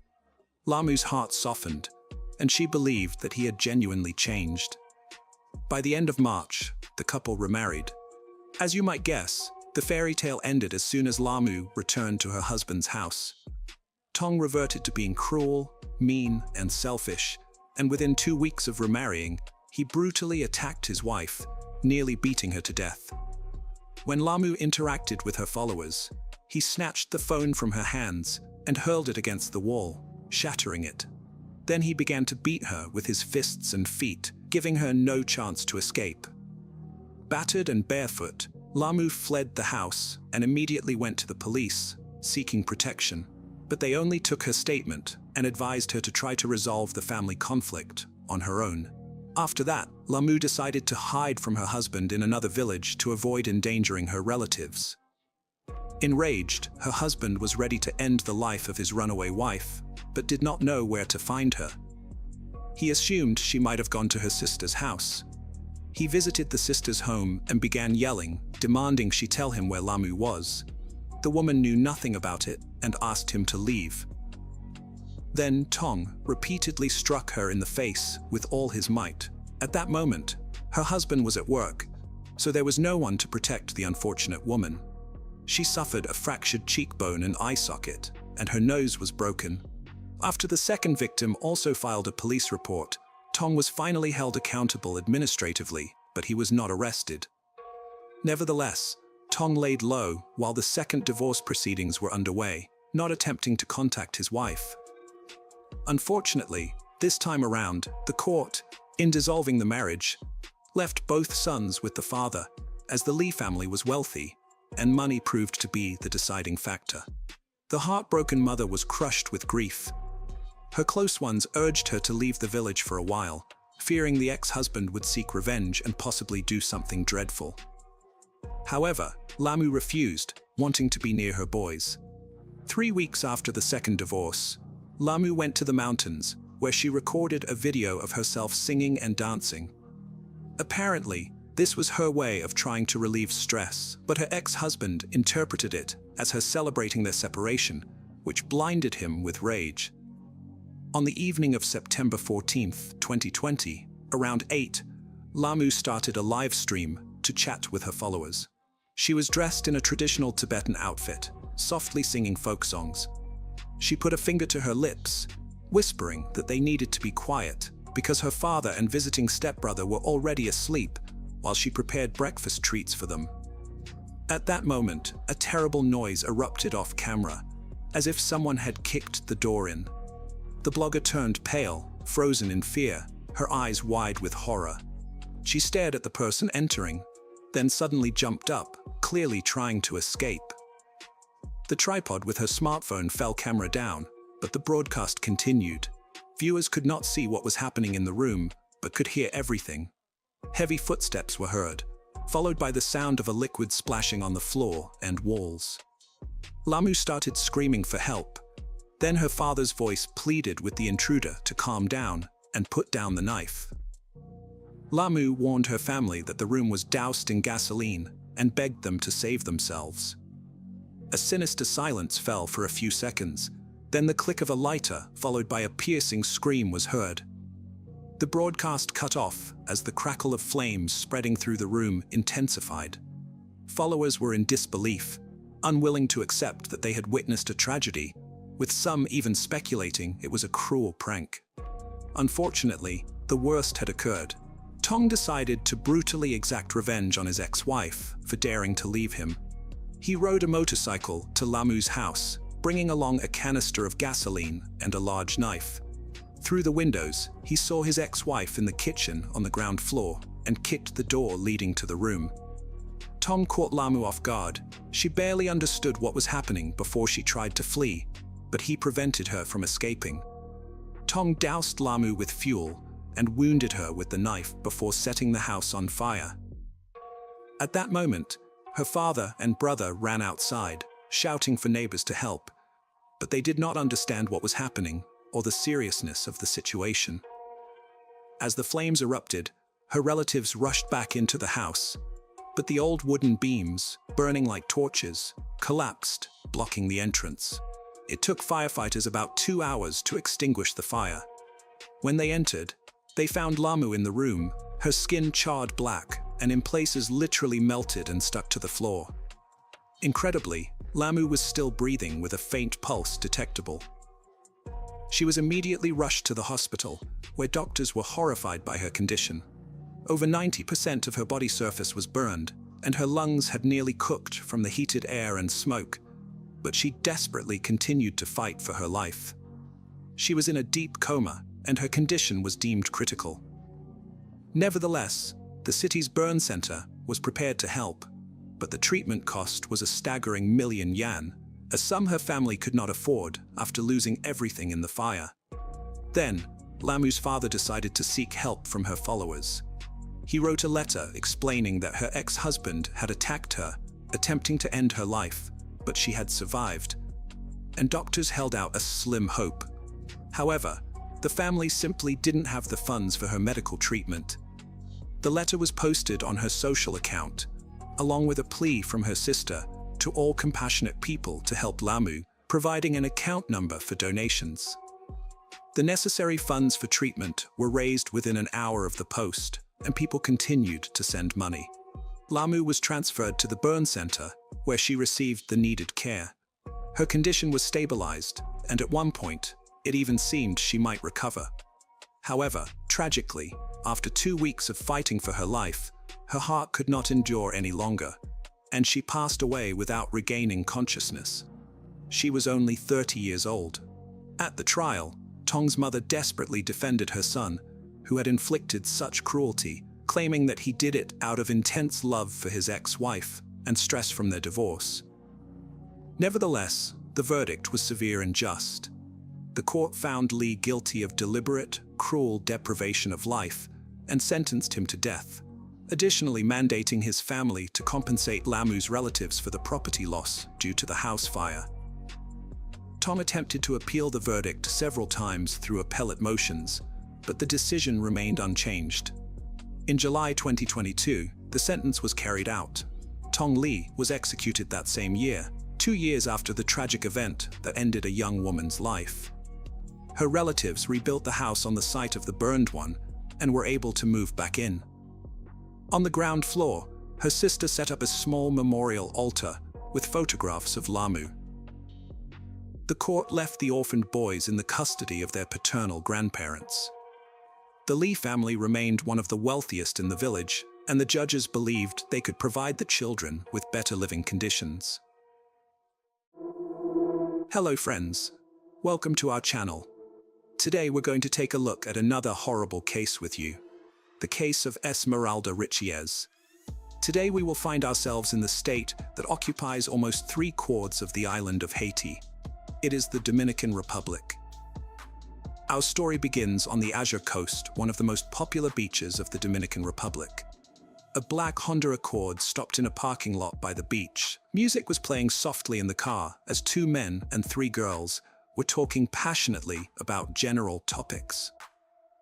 They looked like longtime friends who had met for a fun outing. All the passengers got out of the car and walked leisurely towards the sea. A grown man called out to one of the girls and took her hand. He whispered something in her ear, and she shouted to her friends that she would come back later. The beach was practically deserted in the evening, making it a place of rendezvous and solitude. They hurriedly got into the car and talked for a long time. The man stroked her long hair and touched her plump lips, which, like a powerful magnet, attracted his kisses. A few hours after the walk, the girl returned home and went to bed. The next morning, her mother noticed that her daughter had not come to breakfast. She went to her daughter's room and knocked on the door, hoping that the knock would wake her up, but she was met with silence. The woman entered the room and screamed. At the scream, the girl's father came running in. A terrible picture appeared before the parents. The whole bed was flooded with blood, and in the bathroom, on the floor in a pool of blood, lay their daughter. She was dead. From what they saw, the couple's legs gave out, but the father found the strength to call the police. Around 8 a.m., police arrived at the scene, examined the girl's room, and interviewed the parents. The body was taken to the National Institute of Forensic Medical Examination to establish the cause of death. The parents cried and wondered what could have happened to their daughter at home at night, but unfortunately, the events preceding this tragedy began to develop much earlier and escaped the parents' eyes. Today, before us, will be a modern story of impossible love between a grown man and a young girl. She was 16-year-old Esmeralda Riches Martinez, born August 23, 2006, in the province of La Altagracia, in the family of restaurant owners Elio Rosti and Isabel Martinez Riches. She grew up in a complete, happy family and had an older sister with whom she was very friendly. Esmeralda grew up to be a very pretty and bright girl. She loved to sing, dance, and displayed her special artistry, which she was proud to show in videos for social media. In 2023, Esmeralda was in her senior year of high school and was planning to go to university. She was always surrounded by friends because the girl's cheerfulness attracted not only her peers to her. 35-year-old John Kelly Martinez was among Esmeralda's close friends. John Kelly entered the public education system after passing a competitive teacher's exam and was undergoing induction for new teachers. He was still on probation, which lasted for 1 year. The pupils took a great liking to the new teacher as he treated them like friends and had regular outings outside of school. Despite the fact that John was married to another teacher and had 2 daughters, he devoted most of his free time to his students. For a long time, the teacher painstakingly built a trusting relationship with them, disposing them to him. They were mostly bright and beautiful students, such as Esmeralda.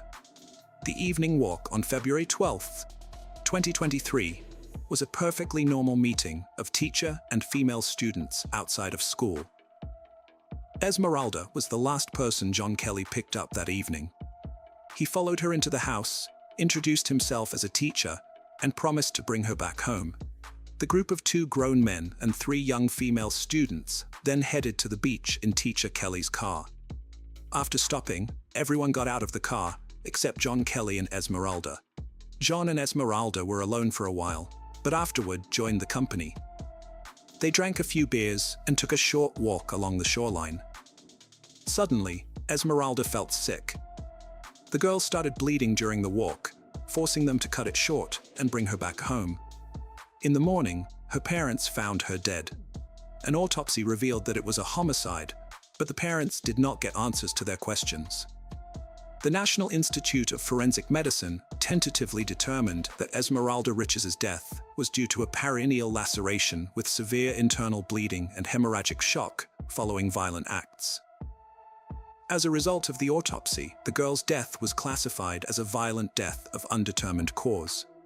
However, the question remained, who dared to do such a thing when Esmeralda was in familiar company on a walk supervised by a teacher?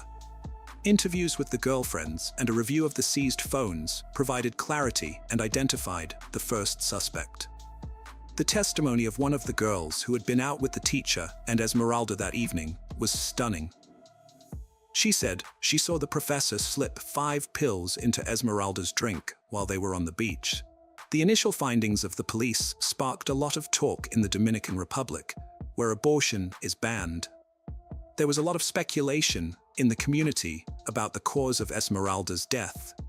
Some said she died of a heart attack, while others were sure she died from blood loss caused by the abortion pills John Kelly had allegedly given her. Everyone hoped that the medical examiner's report would put an end to the rumors and speculation. However, all the speculation dissipated when the results of the forensic examination were ready.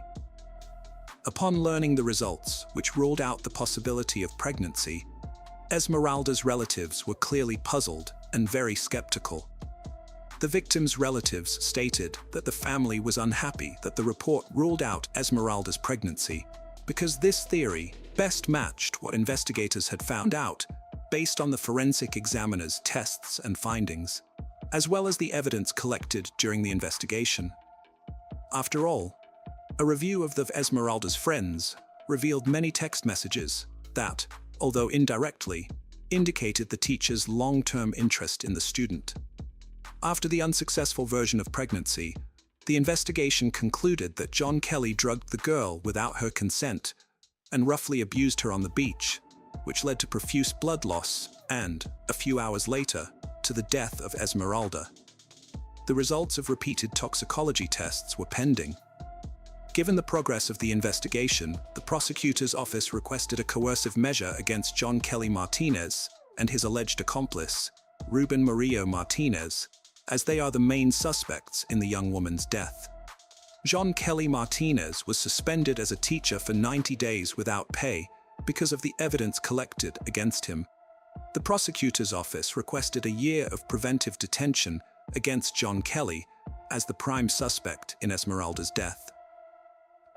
Preventive detention is the imprisonment of a person not as a punishment for a crime they have committed, but as a means of preventing the possible commission of criminal acts by that person for a period of time. New episodes and interviews with witnesses about the student's death, however, have created even more intrigue surrounding this horrific tragedy. After several interrogations, authorities learned that due to severe bleeding, the entire company had to stop several times along the way to help her, but no one took the bleeding Esmeralda to the hospital or called emergency services. Some of these stops were captured by surveillance cameras where, according to witnesses, the defendants bought alcoholic beverages, and Esmeralda and John went into the restroom together. Later, they also went into the pharmacy to buy medicine, water, and feminine hygiene pads. It was later established that Esmeralda had to completely change her clothes at one of the stops because her own were completely soaked in blood. After Esmeralda was taken home, her parents also noticed that she was bleeding heavily. Thinking it was a woman's menstrual cycle, the mother simply gave her daughter a painkiller to help her fall asleep. It was later discovered from one of the girl's cell phones that Esmeralda had sent her friend an audio message in the early morning hours, asking for help and saying, "Please help me, I'm bleeding." Unfortunately, the friend listened to the recording too late the next day, and Esmeralda was found lifeless on the floor of her bathroom, covered in blood. On February 14th, John Kelly Martinez was arrested by police, and his home was searched the following day. During the search, the clothes he was wearing on the night out with his female students were seized. His cousin, Ruben Murillo, who was the second man present that night, was also accused of trying to hide John's bloody pants. There were many ambiguities in the investigation into the event, and the prosecutor's office should have clarified the situation rather than making new speculations about an incident that alarmed the public. The public demanded a thorough investigation to determine the real cause of the young girl's death, as many felt that obvious facts on the surface had not been taken into account by the investigators. The investigation involved not only a search of the house where the teacher and his family lived, but also the car in which the crime against Esmeralda may have taken place, triggering the bleeding. The authorities urgently requested the car, but it was discovered that John Kelly's wife had sold it in a hurry. The investigation believed that the hasty sale of the car was an attempt to hide evidence that could prove violent acts. The purchaser of the automobile was Panaga Pilla. After it was learned that a coercive measure would be sought for alleged complicity in the case against J.C. Espinal Rejo, John Kelly's wife, and Frank Panaga, the new owner of the car, the vehicle was finally inspected. However, other than traces of Esmeralda's blood found in the car, no other evidence was discovered. The court ruling determined that there was insufficient evidence to keep J.C. Espinal-Rowe in jail, and she was released. The investigation continued for several months, and the prosecutor launched his own inquiry, re-interviewing the 3 girls who accompanied Esmeralda. Their testimony helped investigators reconstruct the events of that night, minute by minute. At 7:30 p.m., John Kelly Martinez, 35, and his cousin, Ruben Marilla Martinez, went to the home of Esmeralda Reaches in La Otra Banda Ige, with 3 other girls in the passenger compartment of the car. John excused Esmeralda from her mother, introducing himself as her teacher and telling her of the exciting evening that awaited her daughter and the other students. Esmeralda went along with him. It turned out that originally, the whole group was going to go to the fair with amusement rides, but on the way, John changed his mind and altered the destination. Most likely, John Kelly did not intend to go to the fair, but preferred a quiet Mau beach. On the way to the beach, John stopped the car at a store where he bought a beer. Returning to the car, he asked his brother to sit in the back seat while Esmeralda sat in the front. The man had a thermos with him, into which he poured the beer and added 5 unknown pills to the drink. He offered it to Esmeralda without informing her of the contents of the thermos, but one of the girlfriends noticed. Arriving at the beach, the 3 girls got out of the car, leaving Esmeralda and John Kelly alone. They were alone in the car for about 30 minutes, and their prolonged absence was noticed by Esmeralda's friends. After a moment, without explanation, John appeared and told everyone to get in the car as they were leaving urgently. They had to make several stops along the way because Esmeralda started bleeding heavily. One of the stops was at 9:45 when they stopped at a gas station parking lot. According to eyewitnesses and CCTV footage, Esmeralda used the cafeteria restroom. Esmeralda's classmate said she asked to stop at the gas station because she needed to visit the ladies' room. And when she went in there with her friends, they noticed her clothes were soaked with blood. There was a lot of blood in the restroom, so much so that the girls had to mop the floor. The girlfriends tried to help Esmeralda. They were very frightened and asked the woman working at the gas station if it was normal, and she said it was not normal and advised them to see a doctor immediately. The girls told John Kelly about it, but the man refused to go to the hospital, saying that if he did, he would go to jail. According to the inspection document, traces of Esmeralda Riches's blood were found both in the parking lot and in the service restroom. At the gas station, they also stopped at a pharmacy at 10:21 p.m., where they bought some medication, water, and sanitary pads. Authorities obtained surveillance footage and a receipt for the purchase to verify the fact. At 11 p.m., John Kelly returned Esmeralda to her home. She arrived with heavy bleeding that began minutes after she was left alone in the car with her teacher.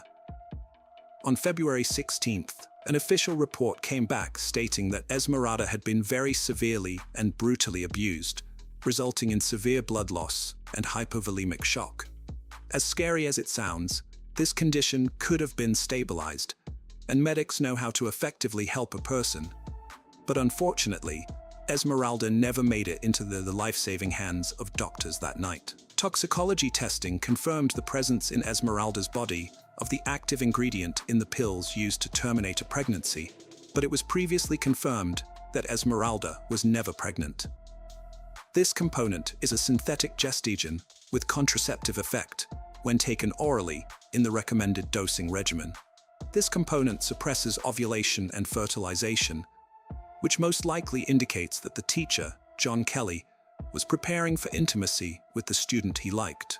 After repeated medical examinations, Esmeralda's body was finally allowed to be buried. The young girl was buried in the Albano Public Cemetery.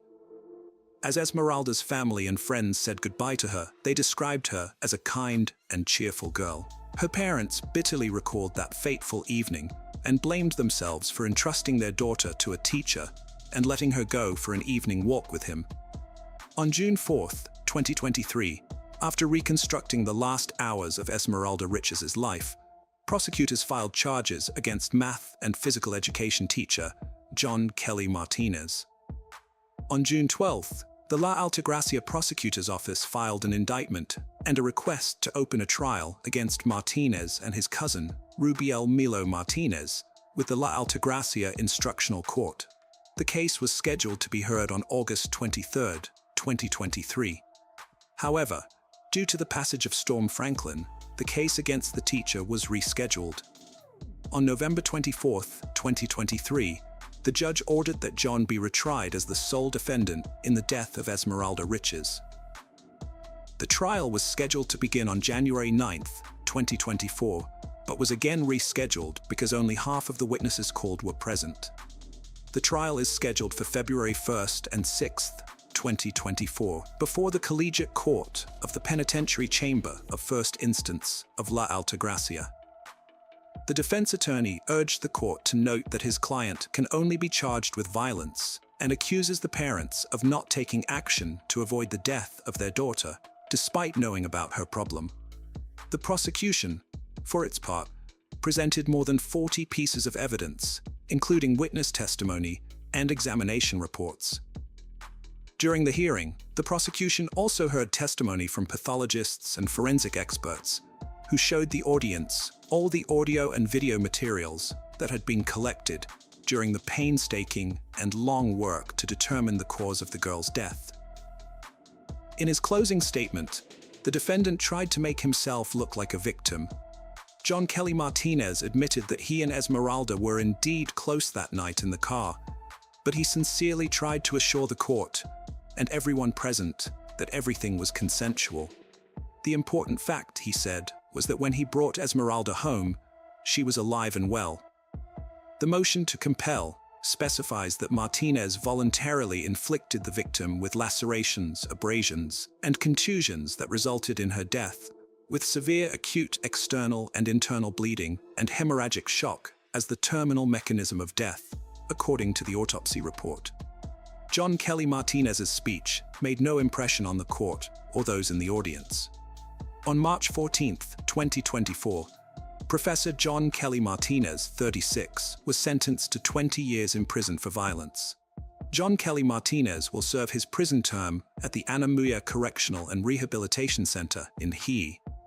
Rubiel Maro Martinez, cousin of the defendant charged with accessory after the fact, received a conditional enforcement measure consisting of periodic court appearances. Following the enforcement measure against the professor and his cousin, Riches's family attorney, Raimundo Rosario, said the family was satisfied with the restraining measure and would not file a motion to reopen the investigation. The verdict for Hon eased the pain of Esmeralda's parents a bit. They thanked everyone involved in the investigation and trial. They also indicated that they were satisfied with the verdict. Esmeralda's family did not experience the joy of the teacher's verdict because the acute pain of losing their daughter was forever lodged in their souls. Esmeralda's mother, Isabel Martinez, said she regretted letting her daughter walk with this blessed teacher and 3 friends.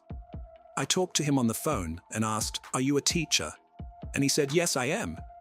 And I told him, "Take care of my daughter. I'm going to let her out because she's with you." I was innocent that my daughter was with this man, the mother said.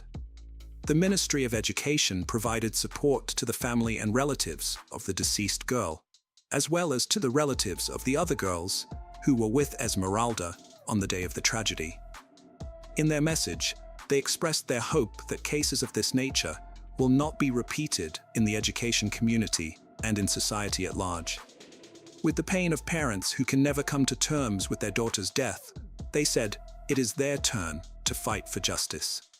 A story that began as a fun evening outing with a visit to the beach turned into a night of terror that cost the life of student Esmeralda Riches, who bled to death after lacerations, abrasions, and bruises inflicted by a man whose parents entrusted with the lives of their children.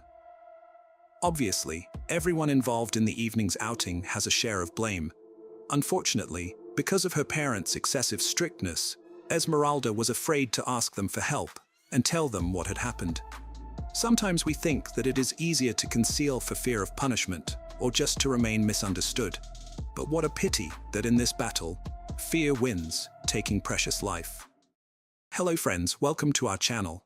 Today we're going to take a look at another horrible case with you. Blake Leibel was born in Toronto, Ontario, Canada, on the 8th of May in 1981.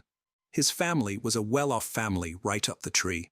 His father, Lorne Leibel, is a well-known real estate tycoon and Canadian Motorsport Hall of Famer, while Blake's mother, Eleanor Chettle, inherited Alros products from her father, Paul Chettle. This company makes plastic polytop materials and is reported to generate over $28 million in sales annually. But while grandfather Paul Chettle was a success, it was reported that he was known to be a control freak and bully. Paul's wife, Blake's grandmother, suffered from a severe mental illness of some kind. The specific diagnosis remains unknown, but what is known is that when Paul Chettle passed away, he left a will behind that withheld inheritance from his family, pending not only alcohol and drug screening but also an HIV test. Once relatives successfully passed these stipulations, Paul Chettle's girlfriend would get 2 Mercedes-Benz cars, a Cadillac, and some other parting gifts, while Blake's mother got a payout of $12 million. Oddly enough, Blake's brother Cody Leibel was cut out of the will, with Paul Chettle stating that it wasn't out of lack of love, but rather that he knew Cody's father would adequately provide for him. On the other side of the family, Blake and Cody's father, Lorne Leibel, was a man who dated beautiful young women and took them out in fancy Ferraris. He was the envy of any man who set eyes on his fortunes or female companions. When Lorne Leibel split up with Eleanor Chettle, Blake lived with his mom, while Cody lived with his dad. It was during this time that Blake and his father reportedly became distant and estranged, as Blake felt that Lorne wasn't providing enough for him financially. Even so, the Leibel family was, by all accounts, a highly successful one. Even Blake's grandfather, Stanley Leibel, was a well-known sailor who competed in the 1968 Summer Olympics and then later developed hundreds of homes across Toronto. Even Blake's aunt, Terry Leibel, is a Canadian journalist who served as a host for CBC's Olympic coverage during the 1996, 2002, 2004, and 2006 Games. Blake and his brother Cody Leibel were destined for success right from the very start, or at least they certainly had the financial environment around them to allow them to succeed at whatever they put their minds to. As a matter of fact, when Cody Leibel moved to California, he certainly left his mark of success on the world. He even sold his 5,500 square foot home in Beverly Crest for almost $18 million in 2017. The buyer was reportedly Katy Perry. Then later on the same year, Cody bought Reba McEntire's house for a reported $25 million, crowning him the youngest homeowner in Beverly Park history. This move made him neighbors with big names like Sylvester Stallone, Mark Wahlberg, Denzel Washington, and even Eddie Murphy. As the world's youngest owner of a Ferrari Enzo, Cody not only owned a record label, but he was a regular at a poker club called Molly's Game that reportedly hosted famous faces like Leonardo DiCaprio, Ben Affleck, Matt Damon, and Tobey Maguire. Cody Leibel certainly seemed as successful as the family that raised him. Cody's brother, Blake Leibel, moved to California in 2004. He reportedly still received an allowance from his mother that totaled close to $2 million in just 8 years. In 2011, Blake's mother Eleanor would die of brain cancer, leaving a huge inheritance behind to Blake and Cody. Roughly 2 years later, Blake challenged his mother's will to remove his father as trustee and deny his brother Cody his inheritance. But Blake, who reportedly didn't even attend his mother's funeral, received little sympathy from the courts. But who is Blake Leibel? He wrote and directed a comedy film in 2009 called Bold. It was very low budget, and it didn't hit well at all. The movie was a massive flop with a 2.6-star rating on IMDb, but apparently you can still find it on Plex TV if you're curious. Blake Leibel also directed a 2013 film called Soulmates. He's even listed as a creative consultant and director on a few episodes of Mel Brooks' Spaceballs, the animate. In 2010, Blake published a graphic novel called Syndrome. The novel was about a man named Dr. Chettle, who happens to share the same name as Blake's own mother. In the novel, Dr. Tettle studies serial killers. He also goes as far as to recruit a town full of actors and then set up a fake Truman Show-style scenario. Next, he fakes the execution of a serial killer before wiping his mind and allowing the memoryless man to run free in the fake town, so Chattel can monitor his actions. The Doctor's goal in the book is to cure serial killers. Chattel's character can be quoted saying that evil is not some mysterious force. Evil is a syndrome.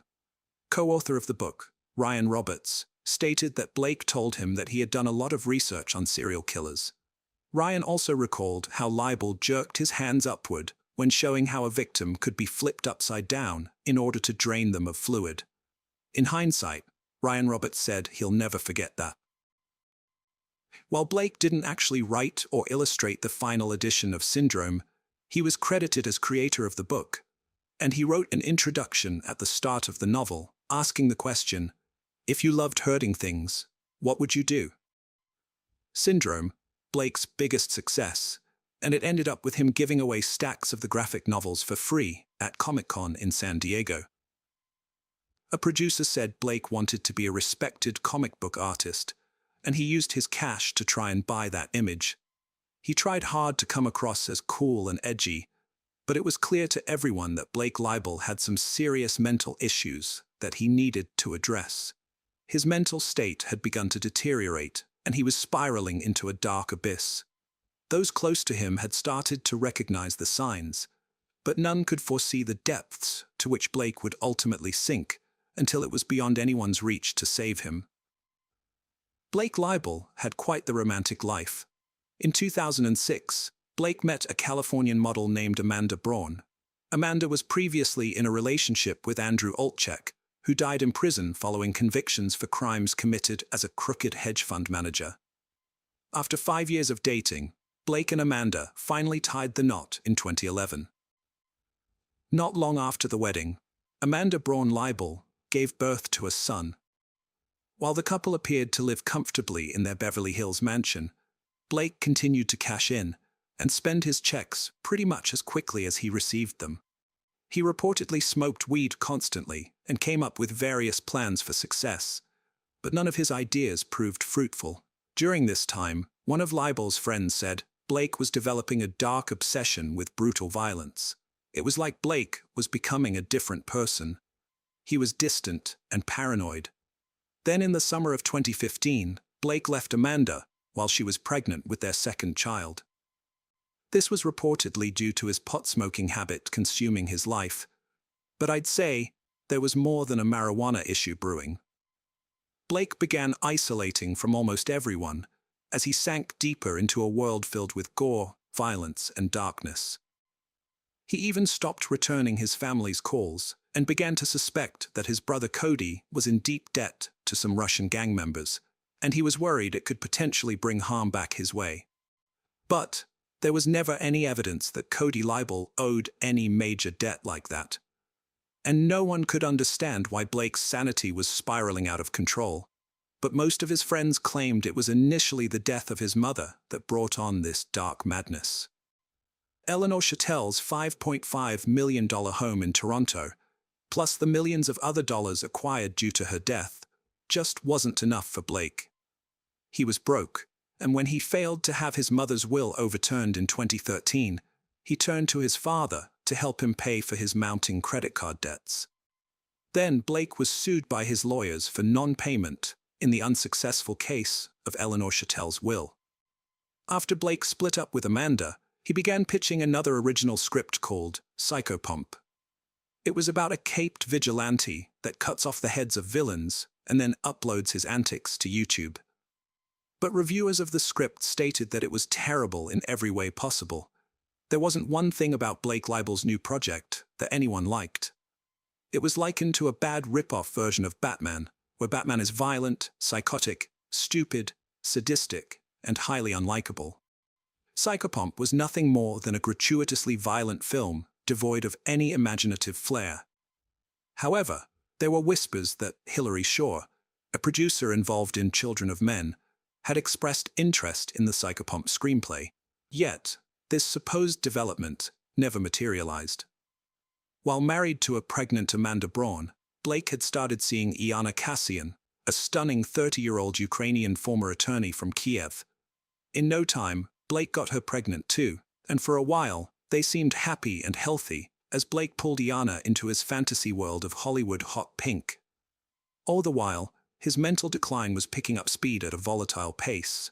In May of 2016, Iana gave birth to a baby girl named Diana, and to outside observers, the new family appeared to be doing well.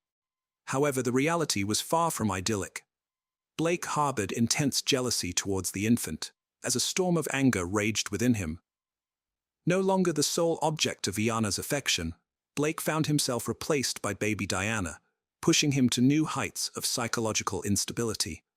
He incessantly demanded sexual attention from Iana, threatening to abandon her for another woman if she refused his advances. In an attempt to salvage their relationship, Iana sent her newborn daughter to live with her mother in a nearby apartment, which Blake financially supported. Then on the 20th of May, Blake Leibel was arrested for sexual assault not far from his condo. The alleged victim was Blake's third girlfriend, Constance Bucaferi. She'd been living in another house he owned that was also a couple of miles away from his West Hollywood apartment, where he lived with Iana. Constance claimed Blake forced himself on her in the house. Bucaferi is known for being a storyboard artist on Aquaman and working in the art department for films like Snow White and the Huntsman, P.S. I Love You, and The Emoji Movie. Blake Leibel was released from custody around 15 hours after he was arrested, following a bail payment of $100,000. Iana had bailed Blake out of jail, but finding out about the affair with Constance was the final straw for her. She moved into her mother, Olga Kassian's ma. There was only one door left to check, and it was locked. The cops tried to force the door open to the bedroom, but a mattress was barricading the door from the other side. The cops shouted for whoever was in there to come out. And that's when Blake's voice finally responded, saying he wasn't going to come out because he was scared that the officers were going to beat him up. They assured him that this wouldn't happen and that they were just there to check on his girlfriend to make sure she was okay. Blake replied back that she was fine. He said she was at the hospital and gave them a room number. He also said that his father would be there soon and that he wasn't coming out until then. Blake was referring to his accountant and mentor, Stephen Green. Blake had called Stephen around noon and asked him to come to the apartment. For a month before Stephen Green received that call, he had been unable to get in contact with Blake Leibel.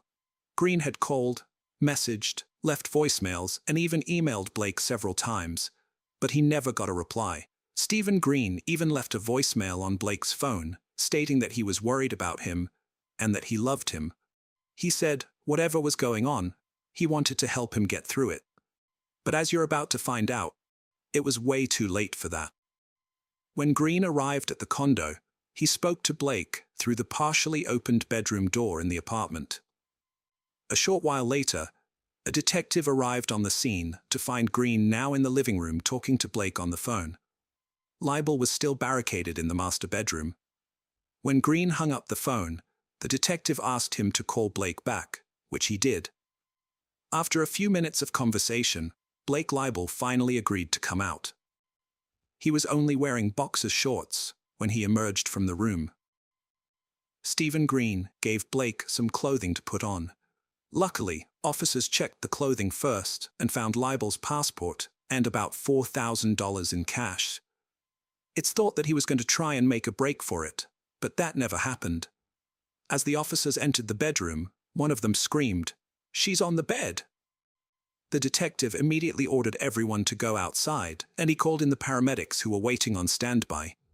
Sadly, Iana Kassian was pronounced dead at 1:02 p.m. on May 26th. Iana Kassian's naked body was lying on a clean sheet and was covered by a red Mickey Mouse blanket on top of a blue polka dot blanket.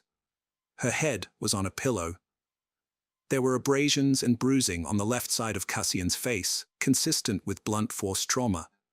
There were human bite marks on Kassian's left jaw and left bicep, as well as fingernail marks under her jawline. Her scalp had been removed from around her eyebrows to the hairline on the back of her head.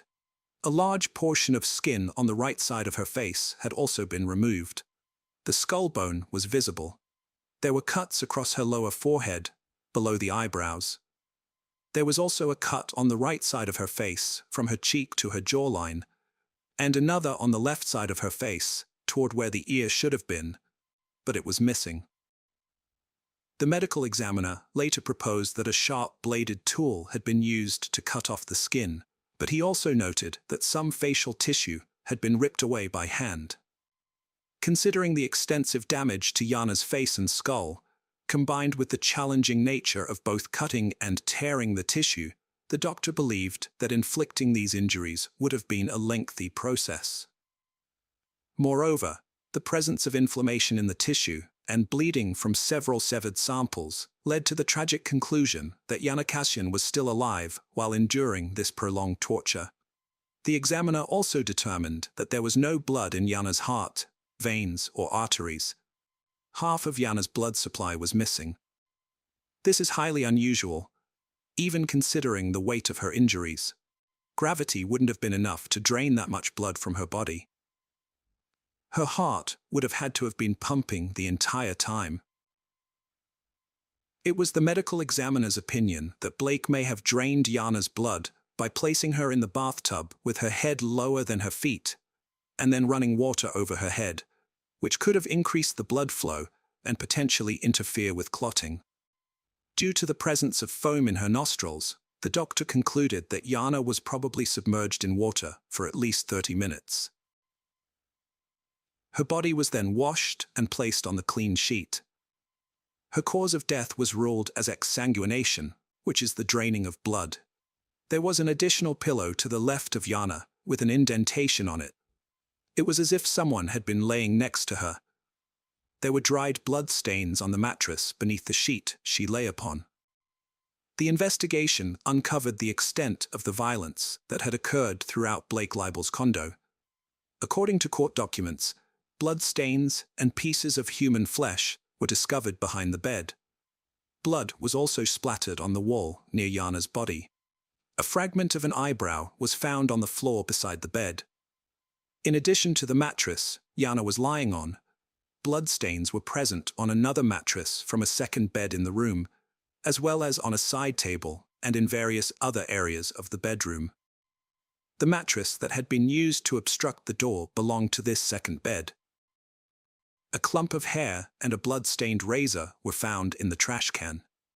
When cops entered the bathroom of the master bedroom, warm water was running in the bathtub. Bloodstains and hair could be seen in the tub. A green paring knife with blood on it was found in the top drawer in the bathroom. The oval shape of the bloodstains found on the headboard of the bed and the guest bedroom were consistent with having been made via the top of Jana's scalped head. There was blood on 2 towels, a pillowcase, the floor, and the base of the drapes in the guest bedroom. The drain in the tub of the guest bathroom also tested positive for blood. The same drain contained some freshly cut hair. Chemical testing also confirmed the presence of blood that someone had tried to clean up in areas of the dining room, the hallway, the guest bathroom, and both of the bedrooms. The kitchen garbage disposal also tested positive for blood. Then more evidence was found in the dumpster. Inside trash bags that had been thrown down the garbage chute, mere feet from Blake's condo door, investigators found blood-stained bedding, towels, clothing, bath mats, placemats, a bed skirt with bloody handprints, human tissue, including some pieces with hair that appeared to be scalp, and the missing ear. Samples taken from Blake's hand and fingernails also contained Jana's DNA. Jana's hands showed signs of injury consistent with self-defense. The marks and bruises seen on Blake's face when arrested were most likely inflicted by Jana, fighting for her life. The LA coroner concluded that she was kept alive for around 8 hours. He said he'd never seen injuries like that, and he likened them to wartime injuries. Blake Libel was arrested and charged with the torture and murder of Jana Kassian. It was later discovered that he used her phone to order food to the apartment via Postmates twice during the time Jana was missing. Blake's demeanor on the scene was described as ice cold, He acted as if he didn't even know Jana was dead. When an officer told him, he simply replied, "Well, I guess you'll find out who did it then." Leibel donned an evil grin as officers led him away from the condo in handcuffs. On June 26, 2018, Blake Leibel was sentenced to life without parole. Due to the nature of his crimes, he was eligible for the death penalty, but the DA didn't pursue it, even though doctors deemed Blake not to be insane and stated he was fit to stand trial. It took the jury just 3 hours to deliver a guilty verdict. Blake was also ordered to pay about $43 million to Yanakassian's family. Cody Leibel was present on every day of the trial. Blake's father never showed up. Yanakassian had only been living in the United States for a couple of years before tragedy struck. She was working on becoming a translator. What happened to her was absolutely devastating. It was a crime with little motive outside of Blake's narcissistic desire to control women with his allowance. It was as if this aged, evil little boy had never been rejected, and once he was, or rather felt like he couldn't take it. His ego collapsed, and he snatched away the life of his newborn daughter's beautiful mother in the cruelest way possible. Blake Leibel will rot in prison where he belongs, alone with no one, nothing, and no future that will lead to any shedding of light in his direction. Hello friends, welcome to our channel. Today we're going to take a look at another horrible case with you. The case of April Jones. April Jones was born on April 4, 2007. The idea for her name came from her birthday. Unfortunately, she was not born as fortunate as other children, as it was revealed that she had cerebral palsy, a condition that affected her mobility. One day, April had been playing outside with a friend for approximately 20 minutes, but she did not return home around 7 p.m. as expected. Her parents had last seen her riding a bicycle. They went out to look for her and found her 7-year-old friend, but April was not with her. The friend explained that April got into a car with a stranger. Her friend was able to describe the man who had abducted April. He was wearing a green jacket and had blue or green eyes, brown hair, and a beard. Significantly, the friend mentioned that April had entered the car on the driver's side. This suggested that the car had a left-hand steering wheel, which is typical in the UK. The police responded promptly, arriving at the scene 8 minutes after the emergency call. They interviewed anyone who might have information about April's disappearance, but the family could not recall any unusual events that day. Earlier, April had attended her swimming class and was allowed to play outside with her friends, which was a typical routine. The news of April's disappearance spread rapidly through the neighborhood, and many locals left their homes to assist in the search. While the community's efforts were well-intentioned, they made the police's job more challenging, as the officers had to go door to door to gather information, but many residents were out searching. By the evening of October 1st, the authorities had released additional details about April's disappearance, including what she was wearing: a school polo shirt and a purple coat. More than 100 people had gathered to support the police in their search efforts. Their expertise can be very useful in locating her. Not only local residents showed up, but also a large number of volunteers from England who crossed the border into Wales to offer their support. Several people from South Wales also travelled up to assist. The search would not be easy, as the area around the town was surrounded by mountains, waterfalls, gorges, dense forests, uneven ground, and thick woodlands for miles. Additionally, it was a chilly, overcast autumn evening, and it was raining heavily outside. To ensure the volunteers' safety, the police had to carefully organize their efforts. Several volunteer search teams were now covering an area of about 60 square kilometers around 3:30 in the morning, 8 hours after the first police contact. The volunteers had been diligently navigating the harsh Welsh countryside. Despite conducting searches throughout the night, there was still no trace of April as of October 2nd, 2012. The police in Wales have now issued a child rescue notice, a nationwide alert for police agencies in the UK, requesting that they ensure their officers have a description of April and the man who abducted her. This was the first time the entire nation had heard the child rescue alarm. The media was now putting tremendous pressure on the police, 14 hours after April had disappeared, to provide every piece of information they had. It also questioned the way the police handled the probe. After taking over the investigation, Detective Superintendent Andy John began providing the public and media with as many updates as he could. He also placed barricades and instructed his officers to stop any approaching vehicles. Posters with an image of April, who was missing, were displayed in the hope that it would jog someone's memory. People living nearby, as well as those residing farther away, had been providing the police with various reports, as is common in investigations of this nature. Numerous locals identified a man who did match April's kidnapper, Mark Bridger. In general, a man from the area named Bridger was a Land Rover driver. His eyes were blue, he had short facial hair, and above all, he drove a left-hand drive car. Several witnesses claimed to have seen Bridger or his car in the vicinity when April vanished. They found Bridger's last known address and repeatedly tried to contact it, but neither he nor April Jones were there. Bridger had no prior history of legal troubles. Given the large number of volunteers involved in the search, it was impossible to verify the claims made by some residents that Bridger had participated in the initial search for April's disappearance at night. With the limited information available to them, and reports from the surrounding community about Bridger's apparent disappearance, the police focused all of their efforts on finding him. Helicopters hovered above the scene, and the police conducted a thorough search of all possible locations for him. They learned that Bridger had just moved into a brand new cottage named Mount Pleasant. Upon their arrival, there were no visible signs of life, and the property was devoid of any automobiles. They went into the cottage and called April's name, but she didn't answer. It was unclear at the moment if Bridger had been hiding from the authorities.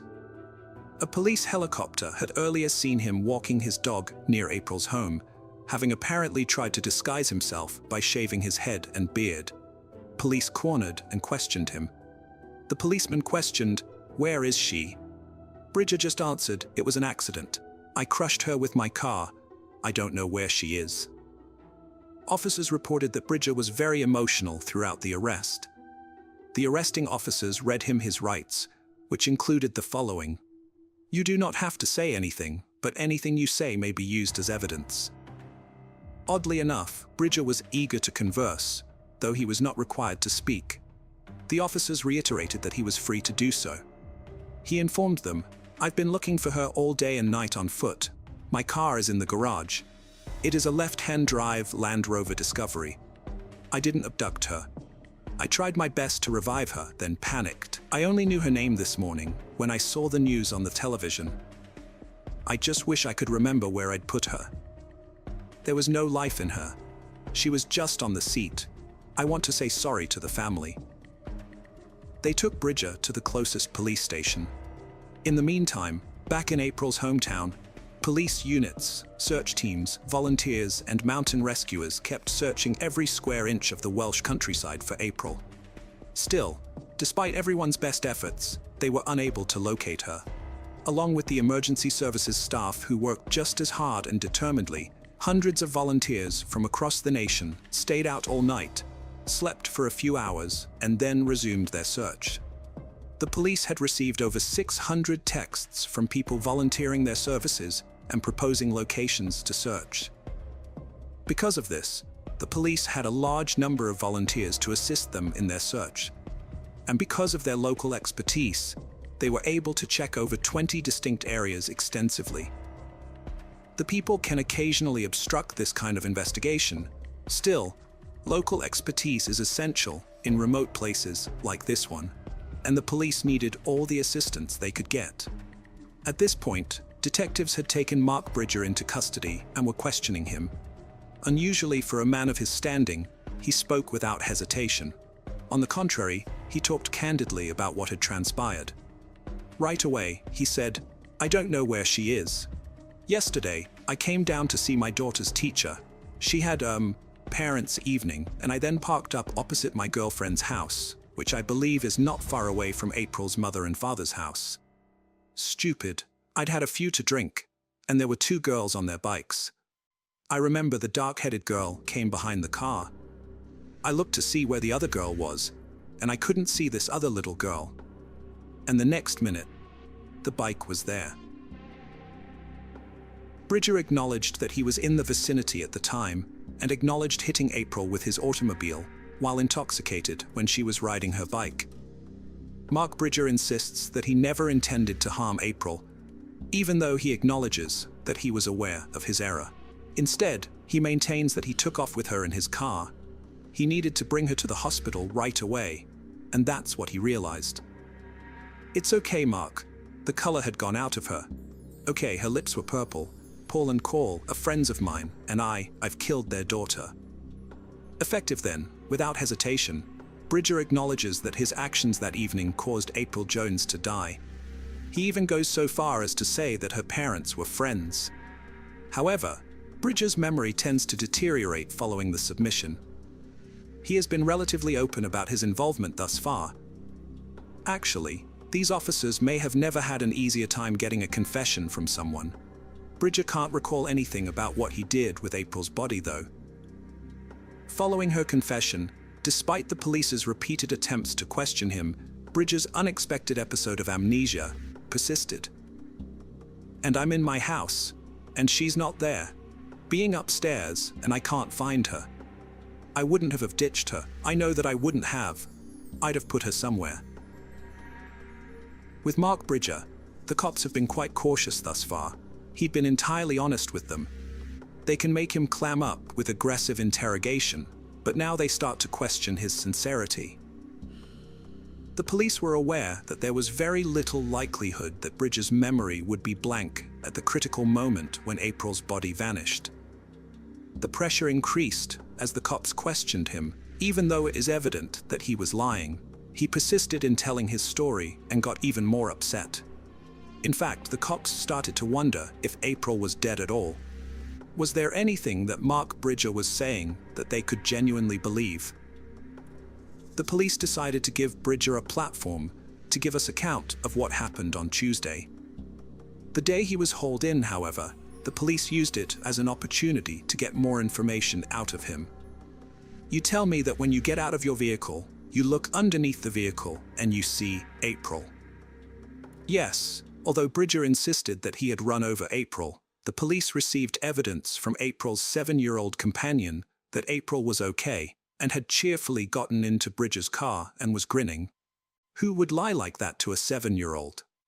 In actuality, they would not have any cause to, nor would they choose to. We have a witness that was present. This person says that April got into the Land Rover via the driver's door, which on a normal car would be the right-hand side, but that's really the passenger side door on your car. That is a complete fabrication and lies. It can't have happened. Bridger shifted his tone. It was apparent he was unaware that the police had a witness, albeit a 7-year-old one, who saw it all. It was clear that the information contradicted his account of events, and he was upset. Regardless of his emotional condition, Bridger remained resilient to the various methods of inquiry, and his version of events held steady. He showed no signs of backing down. The detectives did something. They brought in Dr. Joe Sullivan, one of the world's foremost authorities on criminal body language and conduct. Dr. Sullivan did more than just watch the Bridger interviews. He also went to his house. He wanted to know everything there was to know about this individual in order to create a psychological profile. What he found astounded him. Bridger kept knives, handcuffs, and a shotgun, both hidden and on display at his house. Moreover, he was employed at a slaughterhouse. According to Dr. Sullivan, Bridger was a fantasist who thought of himself as a character akin to Rambo. Stated differently, he was not part of the real world. In defiance of Dr. Sullivan's guidance, the police chose to approach their inquiry in a paternalistic manner. After all, Bridger was a father of 6. Bridger was not going to alter his claims now. Their only chance was with the forensic specialists thoroughly searching Bridger's house. The teams at the house did manage to devise a solution, though. They may have found anyone's blood, They found little specks of it in the restroom. It's possible that Bridger cut himself shaving. It was just that the police were ignorant at this time. After submitting the samples to the laboratory, it can take up to 24 hours to receive the findings.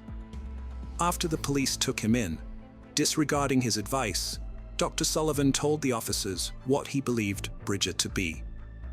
He was unlikely to experience an enormous amount of empathy or have any major sense of guilt about what he had done. Of course, he will inevitably try to present himself as someone who does have those characteristics. But the sense that I had from the information we had gathered, even at that time, was that this is a man who is not going to respond to an appeal to his better nature. According to Dr. Sullivan, there was little need to attempt to appeal to Bridger's better nature. He didn't have one, and he wasn't going to respond to any police appeals for regret, sympathy, or guilt. Now that the police had taken Dr. Sullivan's advice to heart, Bridger was under increased strain on suspicion of murder. They detained him again right away. It was a shocking shock. Bridger turned completely pale. The police had also found explicit photos of children on his laptop. The reason for his second arrest was that he had offensive pictures of kids. The net was getting closer. Bridger now thought the police had more information than they had disclosed. April's parents were unconcerned, even though Bridger seemed to be losing control of the situation. 3 days after April had disappeared on that fateful Monday night, that the police had given up on locating April alive. It's not an abduction case anymore, it's a murder. Naturally, the police kept this knowledge from Bridger. Still, they also made the decision to advise the numerous volunteers who had put in a lot of effort to locate April that it was time for them to head home and leave the situation to the experts. This suggestion met with stiff resistance as hundreds of exhausted volunteers, many of whom were crying. As they departed the site, they had little to show for their efforts. On Friday, 4 days after April's disappearance, police search teams were out in full force, scouring the area for any clues. Forensic investigators found no proof that Bridger had killed April. Importantly, there was also no evidence supporting Bridger's account. Inspection of his vehicle, a Land Rover, revealed no marks, blood, hair, or skin, contradicting his claim that April's body should have left scratches or traces inside the car. Bridger tried to clarify by saying he did not witness any blood on April after the alleged collision. The child had apparently been run over, yet showed no visible injuries. But his narrative and the game he had been playing with the police was about to be exposed as a farce. On Friday night at 6:15 p.m., the lab contacted the detectives. They had matched April's toothbrush DNA to blood spatters found in Bridger's bathroom. They also discovered April's DNA on Bridger's fleece collar and jogging bottoms. After gathering sufficient evidence, the police filed charges against Bridger. They had found sexualized photos of minors on his laptop, which he denied viewing for personal satisfaction, despite his internet search history. Bridger had been in custody for 3.5 days by Saturday. As the allotted 96-hour questioning period neared its end, the Crown Prosecution Service had to decide whether to press charges. Just over an hour after the final interview, Bridger remained unfazed upon hearing the charges. There was no remorse or emotion from him. As the prison van arrived, angry bystanders hurled objects and insults at Bridger. Over the next 2 weeks, forensic investigators found increasing blood traces of April at Bridger's house, as well as several broken bones in his fireplace, though it could not be conclusively determined if they were April's due to decomposition. On May 30th, 2013, a jury found 47-year-old Mark Bridger guilty of April Jones' kidnapping and murder. The judge labeled him a chronic liar and pedophile, stating that April was likely not his intended target, but tragically happened to be in the wrong place at the wrong time. Without hesitation, the judge sentenced Bridger to life in prison, with no possibility of parole. Bridger maintained his claim that April's death was a horrific accident when his car struck her, but had long lost any credibility. April Jones was a typical young child, full of potential, whose life was tragically cut short by a single sick individual. Her family, while devastated, expressed relief that Bridger would never be free to harm another child. April's remains were never found in Bridger's house. Though 17 bone fragments were recovered, none conclusively linked to her. Her parents pushed for changes to how search engines handle illegal content, leading to new measures by companies like Google and Bing. April's family and friends will always have a void in their hearts that cannot be filled. Wish for them to be able to reconstruct their lives to the best of their abilities. On April 26, 2013, April's funeral service was held in her hometown. May April Jones rest in peace.